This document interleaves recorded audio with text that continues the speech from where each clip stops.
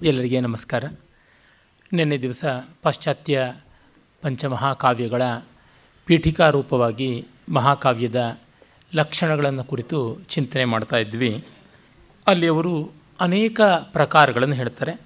Primitive EPIC ಅಂದರೆ ಪ್ರಾಚೀನ ಮಹಾಕಾವ್ಯ ಅಂತ, ಆ ಬಳಿಕ ಲೇಟರ್ ಎಪಿಕ್ ಅನಂತರದ ಮಹಾಕಾವ್ಯ ಅಂತ ಇದೊಂದು ಬಗೆಯ ವಿಭಾಗ, ಪ್ರೈಮರಿ ಎಪಿಕ್ ಮತ್ತು ಸೆಕೆಂಡರಿ ಎಪಿಕ್ ಪ್ರಾಥಮಿಕ ಮಹಾಕಾವ್ಯ ಮತ್ತು ದ್ವಿತೀಯ ಸ್ತರದ ಮಹಾಕಾವ್ಯ ಅಥವಾ ಗೌಣ ಮಹಾಕಾವ್ಯ ಅಂತ, ಮತ್ತು EPIC of growth and EPIC of art ಅಂತ, ವಿಕಾಸಶೀಲ ಮಹಾಕಾವ್ಯ, ಕಲಾತ್ಮಕ ಮಹಾಕಾವ್ಯ. ಅಂದರೆ ರಾಮಾಯಣ ಮಹಾಭಾರತಗಳು, ಹೋಮರ್ನ ಕೃತಿಗಳು ಅನೇಕ ಲೇಖಕರ ಪ್ರಕ್ಷೇಪಗಳಿಂದ ಬೆಳೆದು ಬಂದವು. ಮುಂದಿನವು ಕಾಳಿದಾಸ, ಪಂಪ, ಕುಮಾರವ್ಯಾಸಾದಿಗಳು, ಮಿಲ್ಟನ್, ವರ್ಜಿಲ್ ಮೊದಲಾದವ್ರದ್ದು ಹಾಗಲ್ಲ ಅನ್ನುವಂಥದ್ದು. Natural EPIC and artificial EPIC ಅಂತ ಕೂಡ. ನಿಸರ್ಗ ಸಹಜವಾದ ಬಂಡೆಗಳಿದ್ದಂತೆ, ನದಿಗಳಿದ್ದಂತೆ ಪ್ರಾಚೀನ ಮಹಾಕಾವ್ಯಗಳು ರೂಪುಗೊಂಡರೆ ಆಮೇಲೆ ಒಂದು ರೀತಿ ಕಸರತ್ತಿನ ಮಟ್ಟಕ್ಕೆ ಬರುವಂಥವಾಗುತ್ತವೆ ಅಂತ. ಉದಾಹರಣೆಗೆ ಸ್ಪೆನ್ಸರ್ನ ಫೇರಿ ಕ್ವೀನ್ ಇರಬಹುದು, ಅಥವಾ ನಮ್ಮಲ್ಲಿ ಭಾರವಿಯ ಕಿರಾತಾರ್ಜುನಿ ಇದ್ದಂಥವು ಈ ಬಗೆಯಾದವು ಅಂತ. ಮತ್ತು oral EPIC and literal EPIC ಅಂತ, ಆ ರಿಟನ್ ಎಪಿಕ್ ಮೌಖಿಕವಾದ ಮಹಾಕಾವ್ಯಗಳು, ಜಾನಪದೀಯವಾದವು. ಹೋಮರ್ನ ಕಾವ್ಯಗಳನ್ನು ಕೂಡ ವಾಚನ ಮಾಡ್ತಾ ಇದ್ದರು. ಸಮೂಹದಲ್ಲಿ ಅದನ್ನು ಲೈರ್ ವಾದ್ಯ, ಅದೊಂದು ಬಗೆಯ ತಂತ್ರಿ ವಾದ್ಯ, ಅದನ್ನು ಶ್ರುತಿಯಾಗಿಟ್ಟುಕೊಂಡು ಹಾಡ್ತಾ ಇದ್ದರು ಅಂತ ಗೊತ್ತಾಗುತ್ತದೆ. ಅವನ ಒದಸ್ಸಿಯ ಕಾವ್ಯದಲ್ಲಿಯೇ ಆ ಬಗ್ಗೆ ಒಂದು ಉಲ್ಲೇಖ ಕೂಡ ಬರುತ್ತೆ. ಹಾಗೆ ಹತ್ತಾರು ಮೌಖಿಕ ಕವಿಗಳ ಒಂದು ರೀತಿಯಿಂದ ಬೆಳೆದು ಬಂದದ್ದು. ಮಹಾಭಾರತ, ರಾಮಾಯಣವನ್ನು ಅದೇ ರೀತಿಯಾಗಿ ನೋಡ್ತೀವಿ. ಲವಕುಶರು, ಕುಶೀಲವರು ಅದನ್ನು ಕಾವ್ಯಮೇತ ದಗಾಯತಾಂ ಅಂತಲೇ ವಾಲ್ಮೀಕಿ ಹೇಳಿದ್ದು. ಅವರು ಮತ್ತೆ ಹಾಡ್ತಾ ಬಂದರು ಅಂತ. ಪಾಠ್ಯೇ ಗೇಯೇ ಚ ಮಧುರಂ ಅಂತ ಆದದ್ದು. ಇನ್ನು ಮಹಾಭಾರತವಂತೂ ನಮಗೆ ಗೊತ್ತಿರುವಂತೆ ಅದನ್ನು ಹೇಳಿದ್ದೇನೆ ಅನೇಕ ಪರಂಪರೆಯಾಗಿ ಮೊದಲು ವ್ಯಾಸರು ಬರೆದದ್ದು ಅಂತ. ಬರೆದ ಮೇಲೆ ಅದನ್ನು ವೈಶಂಪಾಯನ ಜನಮೇಜಯನಿಗೆ ಹೇಳಿದ್ದು. ಆ ವೈಶಂಪಾಯನ ಜನಮೇಜಯರ ಸಂವಾದವನ್ನು ಉಗ್ರಶ್ರವ ಸೂತ ಪುರಾಣಿಕರು ನೈಮಿಷಾರಣ್ಯದಲ್ಲಿ ದೀರ್ಘಸತ್ರ ಮಾಡ್ತಾ ಇದ್ದ ಶೌನಕ ಮೊದಲಾದ ಮಹರ್ಷಿಗಳಿಗೆ ಹೇಳಿದ್ದು ಅಂತ ಹೇಳಿ ಮತ್ತಿನ್ಯಾರೋ ಕಥೆಯನ್ನು ಆರಂಭ ಮಾಡುವಂಥದ್ದು. ಇದನ್ನೆಲ್ಲ ಆ ಪ್ರಲೋಗಮೆನಾದಲ್ಲಿ ಬಹಳ ವಿಸ್ತಾರವಾಗಿ ನಮ್ಮ ವಿಷ್ಣು ಸೀತಾರಾಮ ಸುಖತನ್ಕರ್ ಅವರು ತಿಳಿಸಿಯೇ ಇದ್ದಾರೆ. ಅದಾದಮೇಲೆ ಅಥೆಂಟಿಕ್ ಎಪಿಕ್ ಮತ್ತು ಲಿಟ್ರರಿ ಎಪಿಕ್ ಅಂತ. ಅಥೆಂಟಿಕ್ ಅಂದರೆ ಒಂದು ದೇಶದ, ರಾಜ್ಯದ, ಒಂದು ಜನಾಂಗದ ಸೊತ್ತು ಅಂತ ಆದದ್ದು. ಹೀಗೆಲ್ಲ ಮಾಡಿದ್ದಾರೆ. ಈ 5 ಕಾವ್ಯಗಳಂತ ಯಾವುದು ನಾವು ತೆಗೆದುಕೊಳ್ತಾ ಇದ್ದೀವಿ, ಅದರೊಳಗೆ 2 ವರ್ಗದವು ಸೇರಿಕೊಂಡಿವೆ. ಮತ್ತು ಹಾಗಿರುತ್ತೆ ಮಹಾಕಾವ್ಯ. ವ್ಯಕ್ತಿ ಪ್ರಜ್ಞೆ, ಇಂಡಿವಿಜುವಾಲಿಟಿ ಜಾಸ್ತಿ ಆದಂತೆ ಎಪಿಕ್ ಕಲ್ಚರ್ ಕಡಿಮೆ ಆಗ್ತಾ ಬರುತ್ತದೆ ಎನ್ನುವುದು ಒಂದು ಸಿದ್ಧಾಂತ.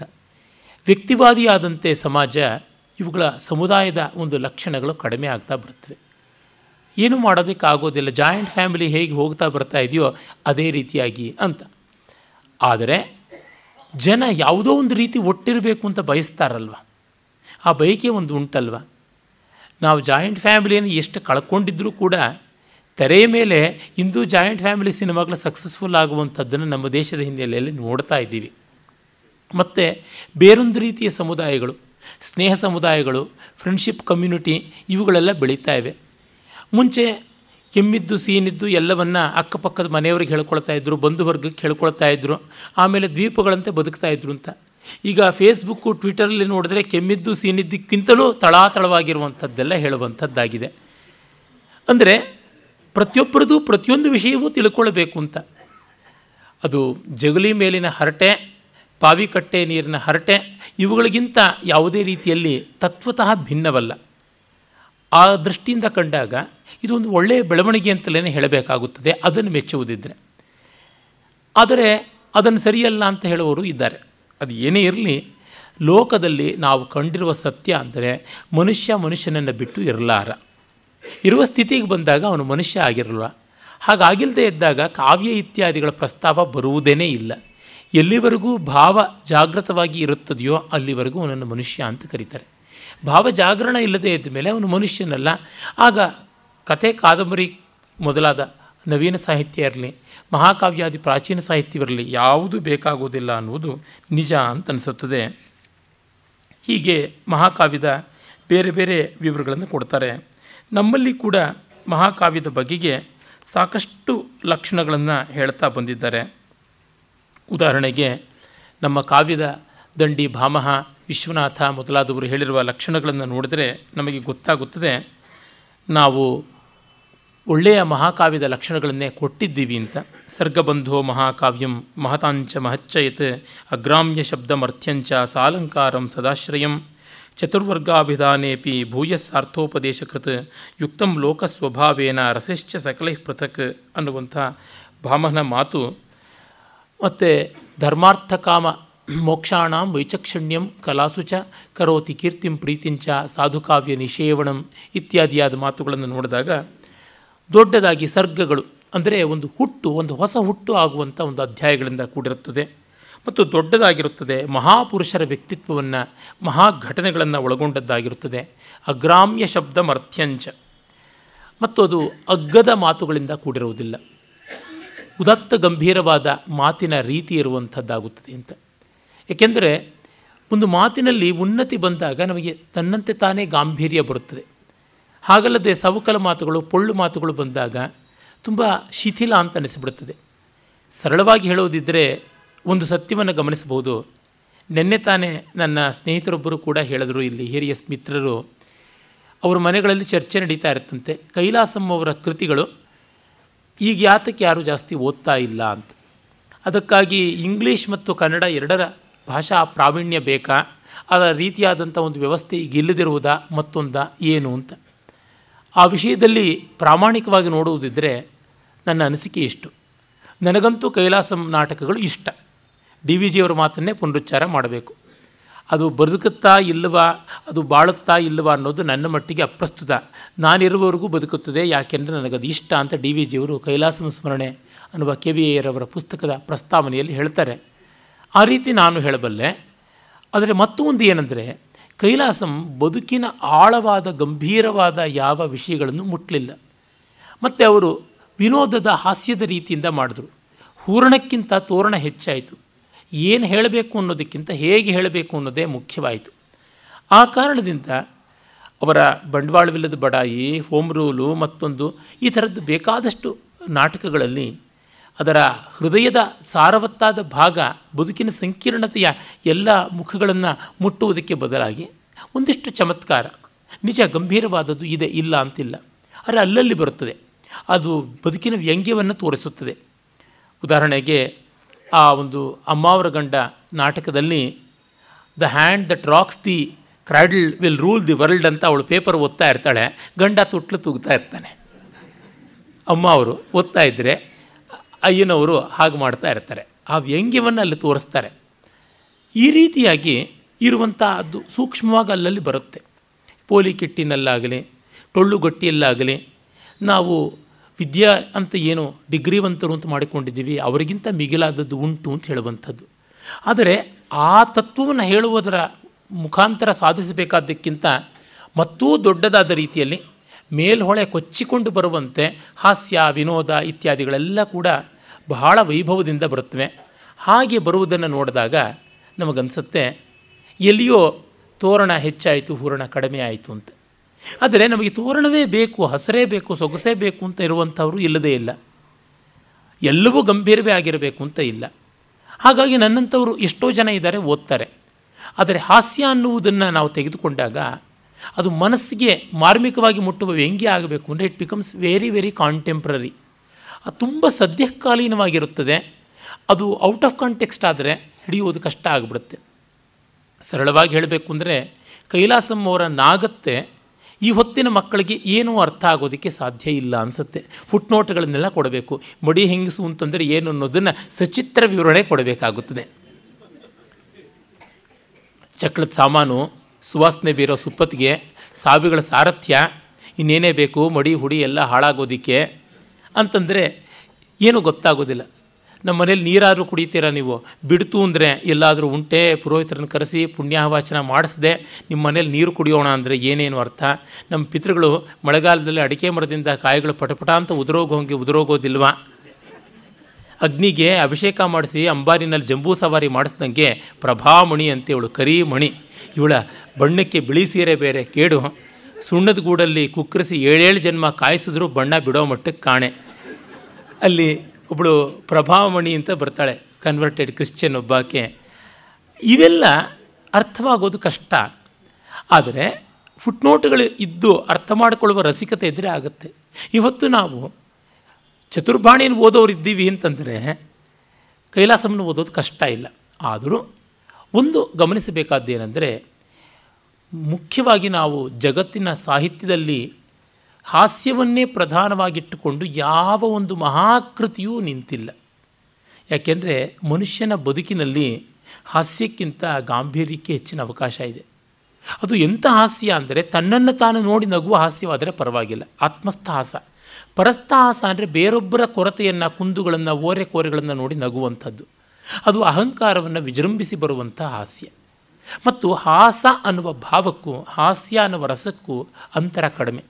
ರಸಭಾವಗಳಿಗೆ ವಿಶ್ವದಷ್ಟು ವ್ಯತ್ಯಾಸ ಇದೆ, ವರ್ಲ್ಡ್ ಆಫ್ ಡಿಫರೆನ್ಸ್ ಇದೆ. ಆದರೆ ಹಾಸ ಭಾವ ಮತ್ತು ಹಾಸ್ಯ ರಸಕ್ಕೆ ಅಷ್ಟು ಅಂತರ ಇಲ್ಲ. ಅದರಿಂದಲೇ ನಮಗೆ ಬಹಳ ಸುಲಭವಾಗಿ ಲೋಕ ವ್ಯವಹಾರದಲ್ಲಿ ಜೋಕ್ ಬರುವಂತೆ ಕಾವ್ಯ ಬರೋದಿಲ್ಲ. ಯಾಕೆಂದರೆ ಜೋಕ್ ಯಾರೂ ಮಾಡಬಲ್ಲ. ಕಾರಣ ಹಾಸ ಮತ್ತು ಹಾಸ್ಯಗಳಿಗೆ ಇರುವ ವ್ಯತ್ಯಾಸ ಕಡಿಮೆ. ಆದ್ದರಿಂದ ಆತ್ಮಸ್ಥ ಹಾಸವನ್ನು, ಆತ್ಮಸ್ಥವಾದ ಹಾಸ್ಯವನ್ನು ಸೃಷ್ಟಿ ಮಾಡಬಲ್ಲ ಶಕ್ತಿ ತುಂಬ ಕಡಿಮೆ, ಹೆಚ್ಚು ಆಗೋದಿಲ್ಲ. ಭರತನೇ ಹೇಳಿದ್ದಾನೆ, ಹಾಸ್ಯ ಅಂಗಿರಸ ಆಗೋದಿಲ್ಲ, ಮೇಯ್ನ್ ಥೀಮ್ ಆಗೋದಿಲ್ಲ, ಅಂಗರಸವಾಗುತ್ತದೆ ಅಂತ.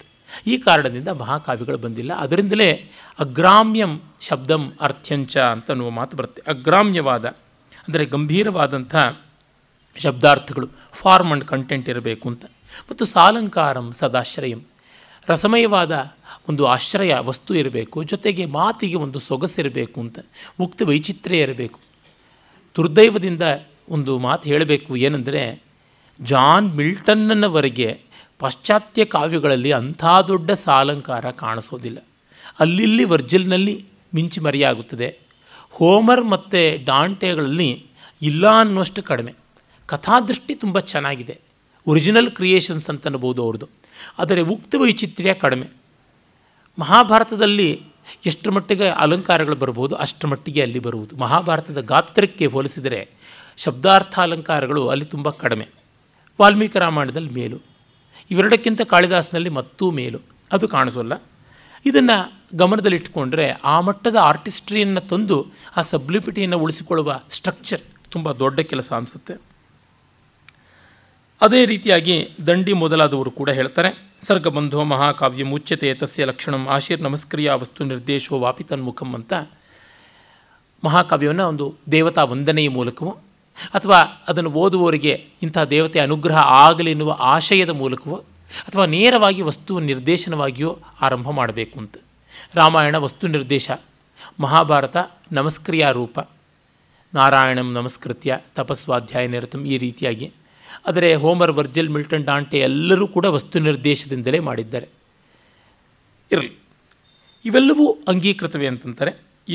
ಇತಿಹಾಸ ಕಥೋದ್ಭೂತಂ ಇತರತ್ವಾತ್ ಸದಾಶ್ರಯಂ ಚತುರ್ವರ್ಗ ಫಲಾಯತ್ತಂ ಚತುರೋದಾತ್ತ ನಾಯಕಂ ಅಲಂಕೃತಂ ಅಸಂಕ್ಷಿಪ್ತಂ ರಸಭಾವ ನಿರಂತರಂ ಸರ್ಗೈರನತಿ ವಿಸ್ತೀರ್ಣೈ ಶ್ರವ್ಯವೃತ್ತೈ ಸುಸಂಧಿಭಿ ಮಂತ್ರದೂತ ಪ್ರಯಾಣಾಜ ನಾಯಕಾಭ್ಯುದಯೇರಪಿ ಅಂತ ದಂಡಿ ಹೇಳ್ತಾ ಹೋಗ್ತಾನೆ.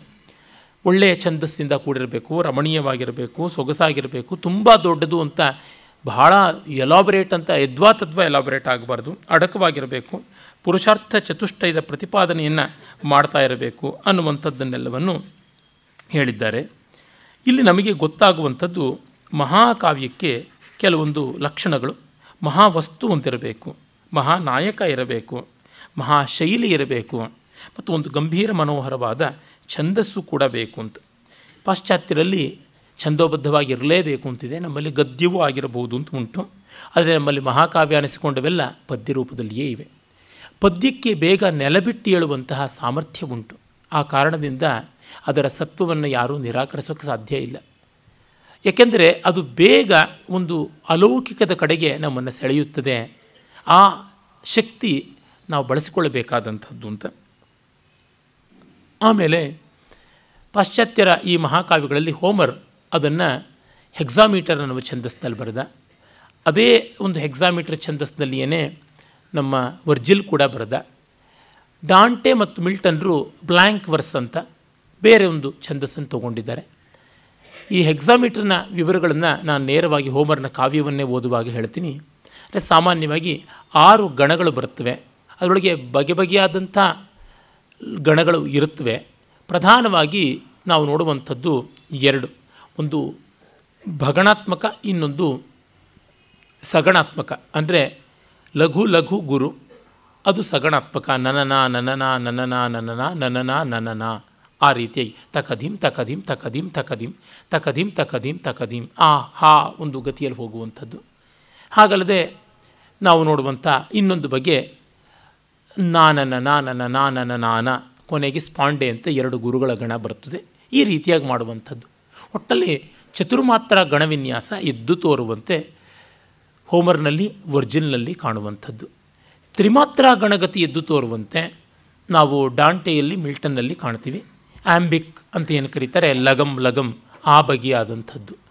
ಅವರೆಲ್ಲರೂ ಈ 4 ಜನ ಕವಿಗಳು ತಮ್ಮ 5 ಕಾವ್ಯಗಳಲ್ಲಿ ಧಾರೆಯಾಗಿ ಪಂಕ್ತಿ ಪಂಕ್ತಿಗಳಾಗಿ ಒಂದಾದ ಮೇಲೆ ಒಂದು ಹೋಗುವಂಥ ರೀತಿಯ ಛಂದಸ್ಸನ್ನು ಬಳಸಿದ್ದಾರೆ.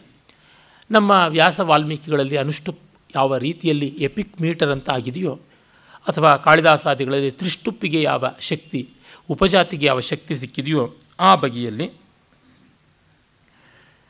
ಒಟ್ಟಿನಲ್ಲಿ ಮಹಾಕಾವ್ಯಕ್ಕೆ ಇಷ್ಟು ಫೀಚರ್ಸ್ ಅಂತಂದರು. ಕಡೆಯಲ್ಲಿ ಸತ್ವವೇ ಮುಖ್ಯವಾಗುವಂಥದ್ದು. ಆ ಸತ್ವ ಹಳೆಯ ಕಾಲದ್ದಾದರೆ ನಮಗೀಗ ಯಾವ ರೀತಿಯಾಗಿ ಸಂಗತ ಅನ್ನುವ ಒಂದು ಪ್ರಶ್ನೆ ಬರುತ್ತೆ. ಹಡಗುಗಳಲ್ಲಿ ದಿಕ್ಸೂಚಿನೂ ಇಲ್ಲದೆ ಪ್ರಯಾಣ ಮಾಡ್ತಾ ಇದ್ದವರು, ಆ ಹಡಗುಗಳಾದರೂ ಇವತ್ತಿನ ದೋಣಿಗಳಿಗಿಂತ ಏನು ತುಂಬ ದೊಡ್ಡವಲ್ಲ. ಕಂಚು ಬಿಟ್ಟು ಬೇರೆ ಒಂದು ಗಟ್ಟಿಯಾದ ಲೋಹ ಗೊತ್ತಿರಲಿಲ್ಲ. ಹೋಮರ್ನ ನಾಯಕರುಗಳಿಗೆ ಕಂಚು ಬಿಟ್ಟು ಕಬ್ಬಿಣ ಗೊತ್ತಿರಲಿಲ್ಲ.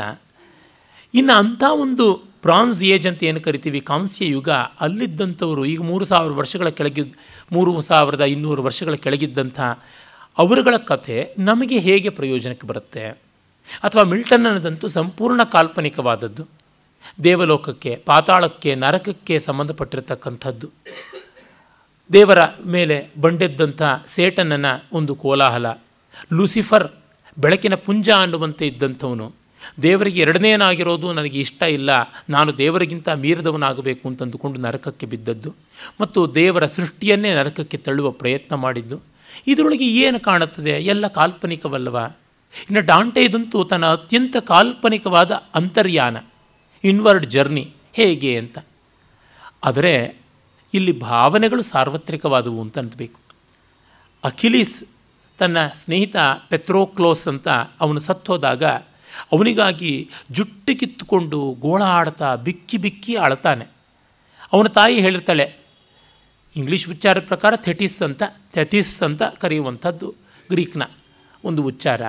ಅವಳು ಹೇಳಿರ್ತಾಳೆ, ನೀನು ಯುದ್ಧಕ್ಕೆ ಹೋದರೆ ಹಿಂತಿರುಗಿ ಬರೋಲ್ಲ, ಇಲ್ಲಿಯೇ ಇದ್ದರೆ, ಅಂದರೆ ತಂದೆಯ ಯಾವ ಒಂದು ಊರು ಉಂಟು ಅಲ್ಲಿಯೇ ಇದ್ದರೆ, ಪೀಲಿಯೂಸ್ ಅಂತ ಅವನ ತಂದೆ, ಅಲ್ಲಿದ್ದರೆ ನಿನಗೆ ಚಿರಕಾಲದ ಬದುಕು, ಒಳ್ಳೆಯ ಊಟ ತಿಂಡಿ, ಒಳ್ಳೆಯ ಮದುವೆ, ಸ್ನೇಹಿತರು, ಹೆಂಡತಿ, ಮಕ್ಕಳು, ಒಳ್ಳೆಯ ಸಮೃದ್ಧವಾದ ಬದುಕಿರುತ್ತೆ. ಆದರೆ ನಿನ್ನನ್ನು ಯಾರೂ ಸ್ಮರಿಸೋದಿಲ್ಲ. ನೀನು ಹೋಗಿ ಯುದ್ಧ ಮಾಡಿದರೆ ಅಜರಾಮರವಾದ ಕಥಾನಾಯಕ ಅಂತ ಅನಿಸ್ಕೊಳ್ತೀಯ, ವೀರನಾಯಕ ಅಂತ ಅನಿಸ್ಕೊಳ್ತೀಯ, you will be an eternal hero. ಆದರೆ ವಾಪಸ್ ಬರೋಲ್ಲ. ನಿನಗೆ ಸಾವಿನ ಒಡವರಿದ ಕೀರ್ತಿ ಬೇಕಾ, ಬದುಕಿನ ಒಡವರಿದ ಏನೂ ಇಲ್ಲದೇ ಇರುವ ಯಥಾ ಯಥಾ ಯಥಾ. ಗುಂಡಪ್ಪನವರು ತಮ್ಮ ಜ್ಞಾಪಕ ಶಕ್ತಿ ಶಾಲೆಯ ಕಡೆಯ ಸಂಪುಟ ಸಂಕೀರ್ಣ ಸ್ಮೃತಿ ಸಂಪುಟದಲ್ಲಿ ಹೇಳ್ತಾರಲ್ಲ, ನಮ್ಮ ಪೂರ್ವಿಕರು ಇದ್ದರು, ಅವ್ರು ಏನು ಮಾಡಿದ್ರು ಎಂಥದ್ದು ಗೊತ್ತಿಲ್ಲ, ಯಥಾ ಯಥಾ 10 ಜನರಂತೆ ಇದ್ದರು ಅಷ್ಟೇ, ಸಂತಾನ ಬಿಟ್ಟು ಇನ್ಯಾವುದೂ ದೊಡ್ಡ ಸಾಧನೆ ಇರಲಿಲ್ಲ ಅಂತಾರೆ. ಈ ಥರ ಹೀಗಾಗಬೇಕಾ? ಯಾವುದು ಬೇಕು ನಿನಗೆ ಹೇಳು ಅಂತ. ಯಾರ ಬದುಕಿಗೂ ಈ ರೀತಿಯಾದಂಥ ಆಯ್ಕೆಗಳಿರುತ್ತವೆ. ನಾವು ಇಹವನ್ನು ಚೆನ್ನಾಗಿ ಇಟ್ಟುಕೊಂಡು ಇದ್ದದ್ರಲ್ಲಿ ಹಾಯಾಗಿ ನಮ್ಮಷ್ಟಕ್ಕೆ ನಾವಾಗಿ ಆ ಥರ ಇರೋದಕ್ಕೆ ಸಾಧ್ಯವ? ಹಾಗೆ ಇದ್ದು ನೆಮ್ಮದಿ ಕಾಣ್ತೀವ? ಅಥವಾ ಇನ್ಯಾವುದನ್ನೋ ಸಾಧಿಸಬೇಕು, ಇದ್ದುದೆಲ್ಲವ ಬಿಟ್ಟು ಇರದದರೆಡೆಗೆ ತುಡಿಯುವುದೇ ಜೀವನ ಅಂತಿದೆಯಲ್ಲ, ಹಾಗೆ ಹೋಗಬೇಕಾ ಅಂತನೋ ಪ್ರಶ್ನೆ. ಇದು ಯಾರಿಗೆ ಇಲ್ಲ ಈ ಪ್ರಶ್ನೆ? ನನ್ನಿಂದ ಮೊದಲುಗೊಂಡು ಪ್ರತಿಯೊಬ್ಬನಿಗೂ ಇದೆ. ಅಷ್ಟೋ ಇಷ್ಟೋ ಎರಡೂ ಸೇರಿಸ್ಕೊಳ್ಬೇಕು ಅಂತ ಪ್ರಯತ್ನ ಮಾಡ್ತೀವಿ. ಎಷ್ಟರ ಮಟ್ಟಿಗಾಗತ್ತೆ ಅನ್ನೋದು ಗೊತ್ತಿಲ್ಲ. ಒಟ್ಟಿನಲ್ಲಿ ಈ ವಾಸ್ತವದ ಸುಖ, ಆದರ್ಶದ ಕೀರ್ತಿ, ಇವೆರಡರ ನಡುವೆ ನಡೆಯುವ ಹೊಂದಾಣಿಕೆಯ ತಿಕ್ಕಾಟ ಅಂತಂದಾಗ ಅಖಿಲ್ಲೇಸ್ ಸದಾ ನಮ್ಮ ಪಾಲಿಗೆ ಬೇಕಾದ ಕಥಾನಾಯಕ ಆಗ್ತಾನೆ. ಆ ಪಾತ್ರಕ್ಕೆ ಅಂಥ ವ್ಯಕ್ತಿತ್ವ ಬಂದುಬಿಡುತ್ತೆ. ಈ ರೀತಿಯಾದದ್ದು ಹೋಮರ ಮಹಾಕವಿಯ ಅತ್ಯದ್ಭುತವಾದ ಸೃಷ್ಟಿ. ನನಗೆ ವ್ಯಾಸ ವಾಲ್ಮೀಕಿಗಳು ಎಷ್ಟು ಪ್ರಿಯವೋ ಅಷ್ಟೇ ಪ್ರಿಯ ಹೋಮರ್. ಕೆಲವು ಬಾರಿ ವ್ಯಾಸವಾಲ್ಮೀಕಿಗಳ ಜೊತೆಗೆ ಸ್ಪರ್ಧೆ ಮಾಡಿ ಒಂದು ಕೈ ಅವರಿಗಿಂತ ಮೇಲೇನೋ ಕೆಲವು ಅಂಶಗಳಲ್ಲಿ ಅಂತ ಅನಿಸ್ಬಿಡ್ತಾನೆ. ಅದರೊಳಗೂ ಬಹಳ ಲೀಲಾಜಾಲವಾಗಿ ವಾಲ್ಮೀಕಿಯನ್ನು ಮೀರ್ಬಿಡ್ತಾನ ಅಂತ ಅನಿಸ್ಬಿಡುತ್ತೆ ಹೋಮರು. ಹೀಗೆ ಹೇಳುವಾಗ ನಾನು ವಾಲ್ಮೀಕಿಗೆ ಯಾವ ಅಪಚಾರವೂ ಮಾಡ್ತಾ ಇಲ್ಲ, ಹೋಮರ್ನಿಗೆ ಸಲ್ಲಿಸಬೇಕಾದ ಗೌರವ ಸಲ್ಲಿಸ್ತಾ ಇದ್ದೀನಿ ಅಷ್ಟೇ ಅನಿಸುತ್ತೆ. ಏಕೆಂದರೆ ಸ್ವಪರ ಪಕ್ಷಪಾತವನ್ನು ಬಿಟ್ಟು ತಟಸ್ಥವಾಗಿ ನೋಡಿದಾಗ ಗೊತ್ತಾಗುತ್ತೆ ಇಂಟೆನ್ಸಿಟಿ ಆಫ್ ಲೈಫ್ ಅಂತ ಇದೆಯಲ್ಲ, uncertainty of life and intensity of life, simplicity of life and Marvel of life ಅಂತ ಏನೆಲ್ಲ ಕರಿತೀವಿ, ಅದು ಹೋಮರ್ ಕೊಟ್ಟಂತೆ ಯಾರು ಕೊಡಲಾರರು ಅಂತ ಅನಿಸ್ಬಿಡುತ್ತೆ. ಅವನೊಬ್ಬನು ಓದೋದಕ್ಕೋಸ್ಕರವಾಗಿ, ಅವನೊಬ್ಬನು ಬದುಕಿದ್ದ ನೆಲ, ಅವನೊಬ್ಬ ಹಾಡಿದ ವೀರರ ಭೂಮಿ ಅನ್ನೋದಕ್ಕೋಸ್ಕರವಾಗಿ ಗ್ರೀಕನ ಹರಕುಮುರುಕಾಗಾದರೂ ಕಲಿಬೇಕು, ಗ್ರೀಸ್ ದೇಶಕ್ಕೆ ಹೋಗಲೇಬೇಕು ಅಂತ ಯಾರಾದರೂ ಪ್ರಯತ್ನ ಪಟ್ಟರೆ ಖಂಡಿತ ಆ ಪ್ರಯತ್ನ ನಿಷ್ಫಲವಲ್ಲ, ಮತ್ತು ಅದು ನಿಷ್ಪ್ರಯೋಜಕವೂ ಅಲ್ಲ ಅಂತ ಅನಿಸುತ್ತೆ. ಹೀಗೆ ಯಾವುದೋ ದೇಶದಲ್ಲಿ ಹೋಮರ ಇದ್ದಿದ್ದು ಕ್ರಿಸ್ತಪೂರ್ವ 9ನೇ ಶತಮಾನ ಅಂತ. ನಾನು ಯಾವುದೋ ದೇಶದವನು, ಸಂಪೂರ್ಣ ಮತ ರೀತಿ ಆಹಾರ ವಿಹಾರಾದಿಗಳಿಂದ ಎಲ್ಲ ಭಿನ್ನನಾದವನು. ನನಗೆ ಯಾತಕ್ಕೆ ಹುಚ್ಚಿಡಿಯಿತು ಅಂದರೆ, ನನಗೂ ಹೋಮರ್ನ ಕಥಾ ನಾಯಕರುಗಳಿಗೂ ಪಾತ್ರಗಳಿಗೂ ಕೂಡ ಒಂದು ಸಮಾನಾಧಿಕರಣ್ಯ ಇದೆ. ನನ್ನೊಬ್ಬರಿಗಲ್ಲ, ನಂತರ ಕೋಟಿ ಕೋಟಿ ಜನಕ್ಕೆ ಇದ್ದಿರಬೇಕು, ಇಲ್ಲವಾದರೆ ಇಂದು ಅವನನ್ನು ಓದ್ತಾ ಇರಲಿಲ್ಲ. ಈ ದೃಷ್ಟಿಯಿಂದ ಕಂಡಾಗ ಯಾವುದೋ ಕಾಲದ ಕಥೆ ಅನ್ನೋದಲ್ಲ ಮುಖ್ಯ, ಎಲ್ಲ ಕಾಲದ ಭಾವ ಅನ್ನೋದು ಮುಖ್ಯ. ಸರಿ, ಅದನ್ನು ಈ ಕಾಲಕ್ಕೆ ಯಾತಕ್ಕೆ ಅನ್ವಯಿಸಿ ಮಾಡಬಾರದು ಅಂದರೆ, ಈ ಕಾಲವನ್ನು ತೆಗೆದುಕೊಂಡಾಗ ತುಂಬ ಇಕ್ಕಟ್ಟುಗಳಿರುತ್ತೆ, ಬಹಳ ಒದ್ದಾಟಗಳು ಉಂಟು. ಉದಾಹರಣೆಗೆ ಅಲ್ಲಿಯ ಕಥಾನಾಯಕರುಗಳಿಗೆ ಎರಡು ಕಡೆಯಲ್ಲೂ ಟ್ರಾಯ್ನ ಕಡೆಯವರಿಗೆ ಅಕಿಯನರು ಅಂತ ಹೆಸರಾದಂಥ ಗ್ರೀಕರಿಗೆ ಎರಡೂ ಕಡೆಯಲ್ಲಿಯೂ ದೇವತೆಗಳೇ ಬಂದು ಸಹಾಯ ಮಾಡ್ತಾರೆ. ಇತ್ತ ಕಡೆ ಗ್ರೀಕರಿಗೆ ಅಥಿನಿ ಬರ್ತಾಳೆ, ಹೀರಾ ದೇವಮಾತೆ ಬರ್ತಾಳೆ, ಮತ್ತು ಕೆಲವೊಮ್ಮೆ ಹೆಫಿಸ್ತುಸ್ ಅಂದರೆ ದೇವಶಿಲ್ಪಿ, ವಲ್ಕನ್ ಅಂತ ಅವನ ಲ್ಯಾಟಿನ್ ನಾಮಧೇಯ, ಅವರುಗಳೆಲ್ಲರೂ ಬರ್ತಾರೆ. ಅತ್ತ ಕಡೆಗೆ ಪೊಸೈಡನ್ ಅಂತ ಯಾರು ಸಮುದ್ರಾಧಿದೇವತೆ ಅವನು, ಅಪಲ್ಲೋನ್ ಅಪಾಲೋ ಅಂತ ಏನು ಕರೀತಾರೆ ಅವನು ಜ್ಞಾನ ಮತ್ತು ಕಲೆಗಳ ಅಧಿದೇವತೆ ಅವನು, ಮತ್ತು ಸೌಂದರ್ಯಾಧಿದೇವತೆ ಅಫ್ರೋಡೈಟಿ ಅವಳೆಲ್ಲ ಬರ್ತಾರೆ. ಹೀಗೆ ದೇವತೆಗಳೇ ಪಾಲ್ಗೊಳ್ಳುವಂಥದ್ದು ಆ ಡೈಮೆನ್ಷನ್ ಇದೆಯಲ್ಲ, ಅದು ತುಂಬ ದೊಡ್ಡದಾದದ್ದು. ಅತ್ಯದ್ಭುತವಾದ ಒಂದು ಸಂದರ್ಭ ಅಂತಂದರೆ, ಸ್ಕೀಯನ್ ಅನ್ನುವ ಮಹಾದ್ವಾರ ಇರತಕ್ಕಂಥ ಆ ಟ್ರಾಯ್ನ ಕೋಟೆಯ ಸುತ್ತಲೂ ಮುತ್ತಿಗೆ ಆಗಿರುತ್ತೆ. ಪೆಟ್ರೋಕ್ಲಸ್ನ ಕಳ್ಕೊಂಡು ರೋಷಾಂಧನಾದ ಅಖಿಲೇಸ್, ಆ ಪೆಟ್ರೋಕ್ಲಸ್ನ ಸಾವಿಗೆ ಕಾರಣವಾದ ಹೆಕ್ಟರ್ ಅವನ ಮೇಲೆ ಸೇಡು ತೀರಿಸ್ಕೊಳ್ಳೋದಕ್ಕೆ ಬರ್ತಾನೆ. ಇಡೀ ಸೈನ್ಯ ಎಲ್ಲ ಕೋಟೆ ಒಳಗೆ ಹೋಗ್ಬಿಟ್ಟು ಸ್ಕೀಯನ್ ಮಹಾದ್ವಾರವನ್ನು ಮುಚ್ಚಿಬಿಡ್ತಾರೆ. ಹೊರಗಡೆಗೆ ಇವನೊಬ್ಬ ಉಳಿತಾನೆ, ಅವನನ್ನು ಬೆನ್ನಟ್ಟಿಕೊಂಡು ಇವನು ಬರ್ತಾನೆ, 3 ಸುತ್ತು ಸುತ್ತಾನೆ ಇಡೀ ಕೋಟೆನ ಅಂತ. ಒಂದು ದೊಡ್ಡ ನಗರದ ಕೋಟೆಯನ್ನು ಯಾರೂ 3 ಸುತ್ತು ಓಡಲಾರರು, ಆದರೆ ಆ ಕಥಾನಾಯಕರು ಓಡ್ತಾರೆ. ಹಾಗೆ ಓಡುವಾಗ ದೇವಲೋಕದಲ್ಲಿ ಜ್ಯೂಸ್ ದೇವ ನಾಯಕ, ದೇವಸ್ವಾಮಿ, ದೇವರಾಜ ಅವನಿದ್ದಾನೆ, ತಕ್ಕಡಿ ಕೈನಲ್ಲಿ ಹಿಡಿತಾನೆ, ಇವನ ಆಯುಷ್ಯ ಉಳಿದಿದೆಯಾ ಅಂತ. ಲಾಸ್ಟ್ ಮಿನಿಟ್ವರೆಗೂ ನೋಡ್ತಾನೆ, ಹೆಕ್ಟರ್ಗೆ ಆಯುಷ್ಯ ಇರೋವರೆಗೂ ಅವನನ್ನು ಸಾಯಗೊಡಿಸೋದಿಲ್ಲ. ಕೊನೆಗಿಲ್ಲ ಅಂದಾಗ ತಕ್ಕಡಿನ ಪಕ್ಕಕ್ಕೆ ಇಡ್ತಾನೆ, ಇವನನ್ನು ಕೊಂದೇ ಬಿಡ್ತಾನೆ ಅಂತ ಬರುತ್ತೆ. ಅಂದರೆ ಎಲ್ಲಿ ನಿರ್ಣಯವಾಗುತ್ತದೆ ಸಾವು ಬದುಕು, ಆಯುಷ್ಯ ಯಾವ ಪ್ರಮಾಣದ್ದು. ದೇವಪ್ರಭುವೇ ಇರ್ಬೋದು, ದೇವರಾಜನೇ ಇರ್ಬೋದು, ಅವನಿಗೆ ಟ್ರಾಯ್ ನಗರ ತುಂಬ ಅಭಿಮಾನಾಸ್ಪದ ಇರ್ಬೋದು, ಹೆಕ್ಟೋರ್ ಅವನಿಗೆ ನಿಯತವಾಗಿ ಬಲಿಗಳನ್ನು ಪೂಜೆಗಳನ್ನು ಸಮರ್ಪಿಸ್ತಲೇ ಇರ್ಬೋದು, ಆದರೆ ವಿಧಿ ಅವನಿಗೆ ಸಾವನ್ನು ಕಟ್ಟಿಟ್ಟಿದೆ ಅಂದರೆ ಆಗಲೇಬೇಕು ಅಂತಂದರೆ ಎಂಥದ್ದು ಬದುಕು ಅಂತ ಅನಿಸ್ಬಿಡುತ್ತೆ. ಇಂಥ ಸಂದರ್ಭಗಳನ್ನು ನಮ್ಮ ಈ ಹೊತ್ತಿನ ಕಥೆ ಕಾದಂಬರಿಗಳು ಕಟ್ಟಿಕೊಡಬೇಕಾದ್ರೆ ತುಂಬ ವಿವರಗಳು ಕೊಡಬೇಕು. ಒಂದು ಗೃಹಭಂಗದಷ್ಟು ಗಾತ್ರದಲ್ಲಿ ಬರೆದಾಗ ನಂಜಮ್ಮನ ವ್ಯಕ್ತಿತ್ವ ನಮ್ಮ ಮೇಲೆ ಪರಿಣಾಮ ಬೀರುತ್ತೆ. ಆದರೆ ಇದು 4 ಸಾಲಲ್ಲಿ ಆ ಪರಿಣಾಮ ತಂದುಕೊಡುತ್ತೆ. ಕಾರಣ ಭೂವ್ಯೋಮಗಳಿಗೆ ವ್ಯಾಪಿಸುವಂಥ ಕಥಾನಕ, ಆ ಕೀರ್ತಿ ಆ ಅಪಕೀರ್ತಿ ಅಂಥದ್ದು. ಒದಿಸ್ಸಿಯಲ್ಲಿ ಒಂದು ಕಡೆ ಬರುತ್ತೆ, ತನ್ನ ತಾಯಿಯನ್ನು ನೋಡ್ತಾನೆ, ನರಕಕ್ಕೆ ಹೋಗ್ತಾನೆ, ನರಕದಲ್ಲಿ ಹೋಗಿ ಆ ನರಕದ ಒಂದು ಪ್ರೇತಾತ್ಮದ ಮೂಲಕವಾಗಿ ತನ್ನ ಊರಿಗೆ ಹೋಗಬೇಕಾದ ದಾರಿ ಕಂಡುಕೊಳ್ಬೇಕಾಗುತ್ತೆ ಒದಿಸ್ಯೂಸ್. ಆಗ ನರಕದ ದ್ವಾರದಲ್ಲಿ ಪ್ರೇತಾತ್ಮಗಳು ಬಂದು ಇವನು ಆಹುತಿ ಕೊಡುವಂಥ ರಕ್ತಪಾನ ಮಾಡಬೇಕು. ದೂರದಲ್ಲಿ ಅವನ ತಾಯಿ ನಿಂತಿರ್ತಾಳೆ, ನೆರಳಿನಂತೆ ಇರ್ತಾಳೆ. ಅವನಿಗೆ ಗೊತ್ತಿಲ್ಲ ತಾಯಿ ಸತ್ತೋಗಿದ್ದು. ಇವನು ಬಂದ ಮೇಲೆ, ಟ್ರಾಯ್ ನಗರದ ಯುದ್ಧಕ್ಕಾಗಿ ಬಂದ ಮೇಲೆ ತಾಯಿ ಸತ್ತೋಗಿರ್ತಾಳೆ. ಅವನಿಗೆ ಆಶ್ಚರ್ಯ, ತಾಯಿ ಯಾಕೆ ಇಲ್ಲಿದ್ದಾಳೆ ಅಂತ. ಅವಳನ್ನು ಕರಿಬೇಕು ಅಂದ್ಕೋತಾನೆ, ಮುಟ್ಟಬೇಕು ಅಂದ್ಕೋತಾನೆ, ಆಗೋದೇ ಇಲ್ಲ. ಅವಳು ಛಾಯೆ ಥರ ಕಾಣಿಸ್ತಾ ಇರ್ತಾಳೆ. ಅಂದರೆ ಒಂದು ಬರ್ಬರವಾದ ಆಘಾತವನ್ನು ಎಷ್ಟು ಎಷ್ಟು ಚೆನ್ನಾಗಿ ಪರಿಣಾಮಕಾರಿಯಾಗಿ ತಿಳಿಸ್ತಾನೆ. ಸತ್ತೋಗಿರೋ ವ್ಯಕ್ತಿಗಳು ಇರುವ ನರಕಕ್ಕೆ ಹೋದರೂ ಸತ್ತೋದವ್ರು ನಮ್ಮ ಕೈಗೆ ಸಿಗ್ತಾ ಇಲ್ಲ. ಈ ರೀತಿಯಾದ ಬದುಕಿನ ವೈರುಧ್ಯಗಳನ್ನು ಹೋಮರ ಅತ್ಯದ್ಭುತವಾಗಿ ಚಿತ್ರಿಸ್ತಾನೆ. ಈ ಎಲ್ಲ ಕಾರಣಗಳಿಂದ ಮಹಾಕಾವ್ಯ ಯಾವುದೋ ಕಾಲವನ್ನು ಯಾವುದೋ ವ್ಯಕ್ತಿಗಳನ್ನು ಚಿತ್ರಿಸ್ತಾ ಇದೆ ಅಂದರೆ ಅದು ಭೂಷಣವೇ ಹೊರತು ದೂಷಣವಲ್ಲ. ಎಲ್ಲರೂ ಓದಲ್ವಲ್ಲ ಅಂತ ಅನ್ಬೋದು. ಎಲ್ಲರೂ ಓದೋದು ನ್ಯೂಸ್ ಪೇಪರು, ಟಾಯ್ಲೆಟಲ್ಲಿ ಅಷ್ಟೇ. ದಿನ ಬೆಳಗಾದರೆ ಬೇಕೇ ಬೇಕು. ನ್ಯೂಸ್ ಪೇಪರ್ ಓದೋಷ್ಟು ಜನ ಇದನ್ನೆಲ್ಲ ಎಲ್ಲಿ ಓದ್ತಾರೆ? ಆದರೆ ನ್ಯೂಸ್ ಪೇಪರ್ ಮರುದಿವಸ ಇರೋದಿಲ್ಲ. ನಮಗಿರೋದು ಅಖಿಲೇಸನ್ ಥರ ಆಯ್ಕೆ. ಬಹುಕಾಲ ಕೆಲವೊಂದು ನಿರಂತರವಾಗಿ ಉಳಿದಿರುವಂಥ ಆಸಕ್ತರಿಗಾಗಿ ಬದುಕಬೇಕಾ, ಅಥವಾ ಬಹುವಲ್ಪ ಕಾಲ ಇಡೀ ಜಗದ್ವ್ಯಾಪಕವಾಗುವಂಥ ರೀತಿಯಲ್ಲಿ ಬದುಕಬೇಕಾ ಅಂತ. You want to hit the headlines or you want to remain forever in the middle.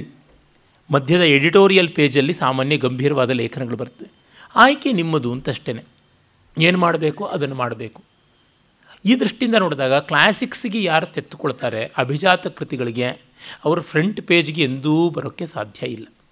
ಅಲ್ಲಿಯೇ ಇರಬೇಕಾಗುತ್ತದೆ. ಅದನ್ನು ಒಪ್ಪಿಕೊಳ್ಳಬೇಕಾಗುತ್ತದೆ. ಅದು ಯಾಕೆ ಬರೀಬಾರ್ದು, ಇದು ಯಾಕೆ ಬರೀಬಾರ್ದು, ರೋಚಕವಾಗಿ ಯಾಕೆ ಬರೀಬಾರ್ದು ಅಂತಂದರೆ ಏನು ಮಾಡೋಕ್ಕಾಗೋಲ್ಲ. ಅಷ್ಟೇ. ಅದು ಹಾಗೇ ಇರುವಂಥದ್ದು ಬದುಕು. ಈ ಬದುಕಿನ ಆಯ್ಕೆಗಳ ಬಗ್ಗೆ ಬೇಕಾದಷ್ಟು ಸಾಧ್ಯತೆ ಇದ್ದರೂ ಆಯ್ದುಕೊಂಡದರ ಬಗ್ಗೆ ಸಂತೃಪ್ತಿ ಇದ್ದರೆ ಸರಿ. ಇದು ಶ್ರೇಷ್ಠ, ಅದು ಕನಿಷ್ಠ ಅಂತಲ್ಲ. ನೀವು ಆಯ್ಕೊಂಡಿದ್ರೊಳಗೆ ಸಂತೋಷ ಪಡಬೇಕು. ಏನಂದರೆ ದೇಶ ಕಾಲಗಳಲ್ಲಿ ಯಾವುದು ದೊಡ್ಡದು ಅಂತ ನೋಡೋಣ. ಒಂದು ದೇಶಾಧೀನವಾದದ್ದು, ಮತ್ತೊಂದು ಕಾಲಾಧೀನವಾದದ್ದು. ಒಂದು ಕಾಲ ಪ್ರವಾಹದಲ್ಲಿ ನೈರಂತರ್ಯವನ್ನು ತಂದುಕೊಂಡ್ರೆ ಇನ್ನೊಂದು ದೇಶದ ಹರಹಿನಲ್ಲಿ ಅಪಾರತೆಯನ್ನು ಇಟ್ಟುಕೊಂಡಿದೆ. ಯಾವುದು ಬೇಕು ಯಾವುದು ಬೇಡ ನಾವು ತೀರ್ಮಾನ ಮಾಡಿಕೊಳ್ಬೇಕು. ಆದರೆ ಕಾಲ ದೇಶಕ್ಕಿಂತ ಅಮೂರ್ತವಾದ್ದರಿಂದ ನಮಗೆ ಕಾಲದ ಕಡೆಗೆ ಪಕ್ಷಪಾತ ಹೆಚ್ಚು.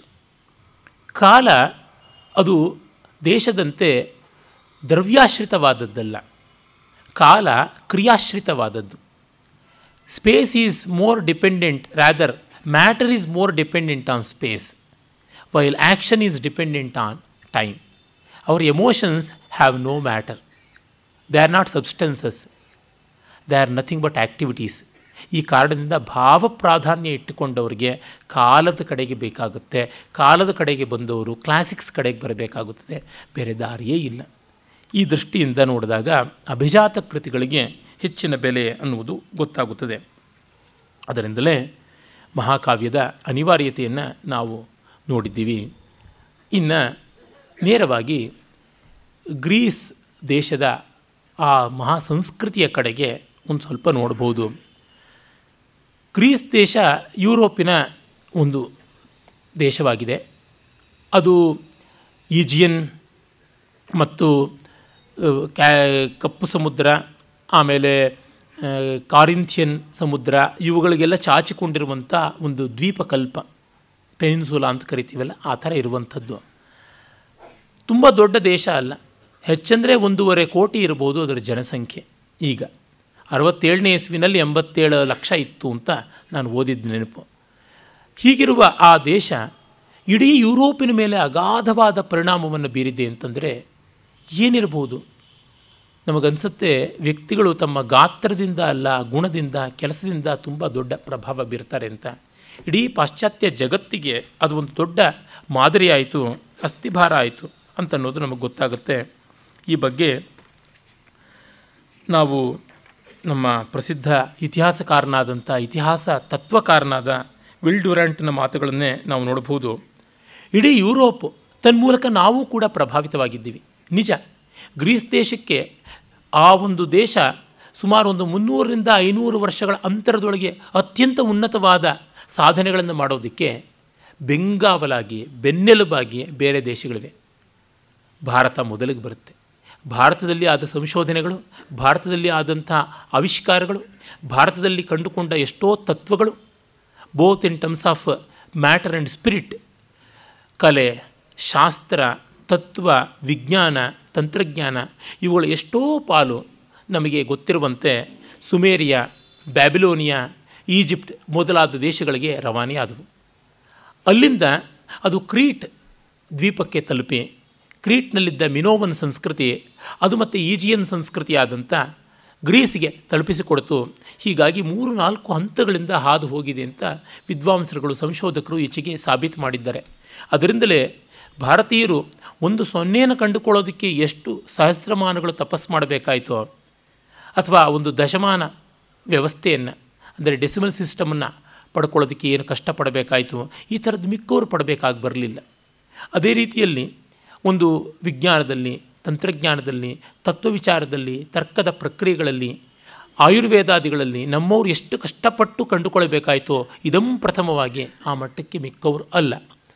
ಆ ಕಾರಣದಿಂದಲೇ ನಮ್ಮ ಸಂಸ್ಕೃತಿ ಸುಮಾರು 9,000-11,000 ವರ್ಷಗಳಷ್ಟು ಪ್ರಾಚೀನವಾಗಿಬಿಡುತ್ತದೆ.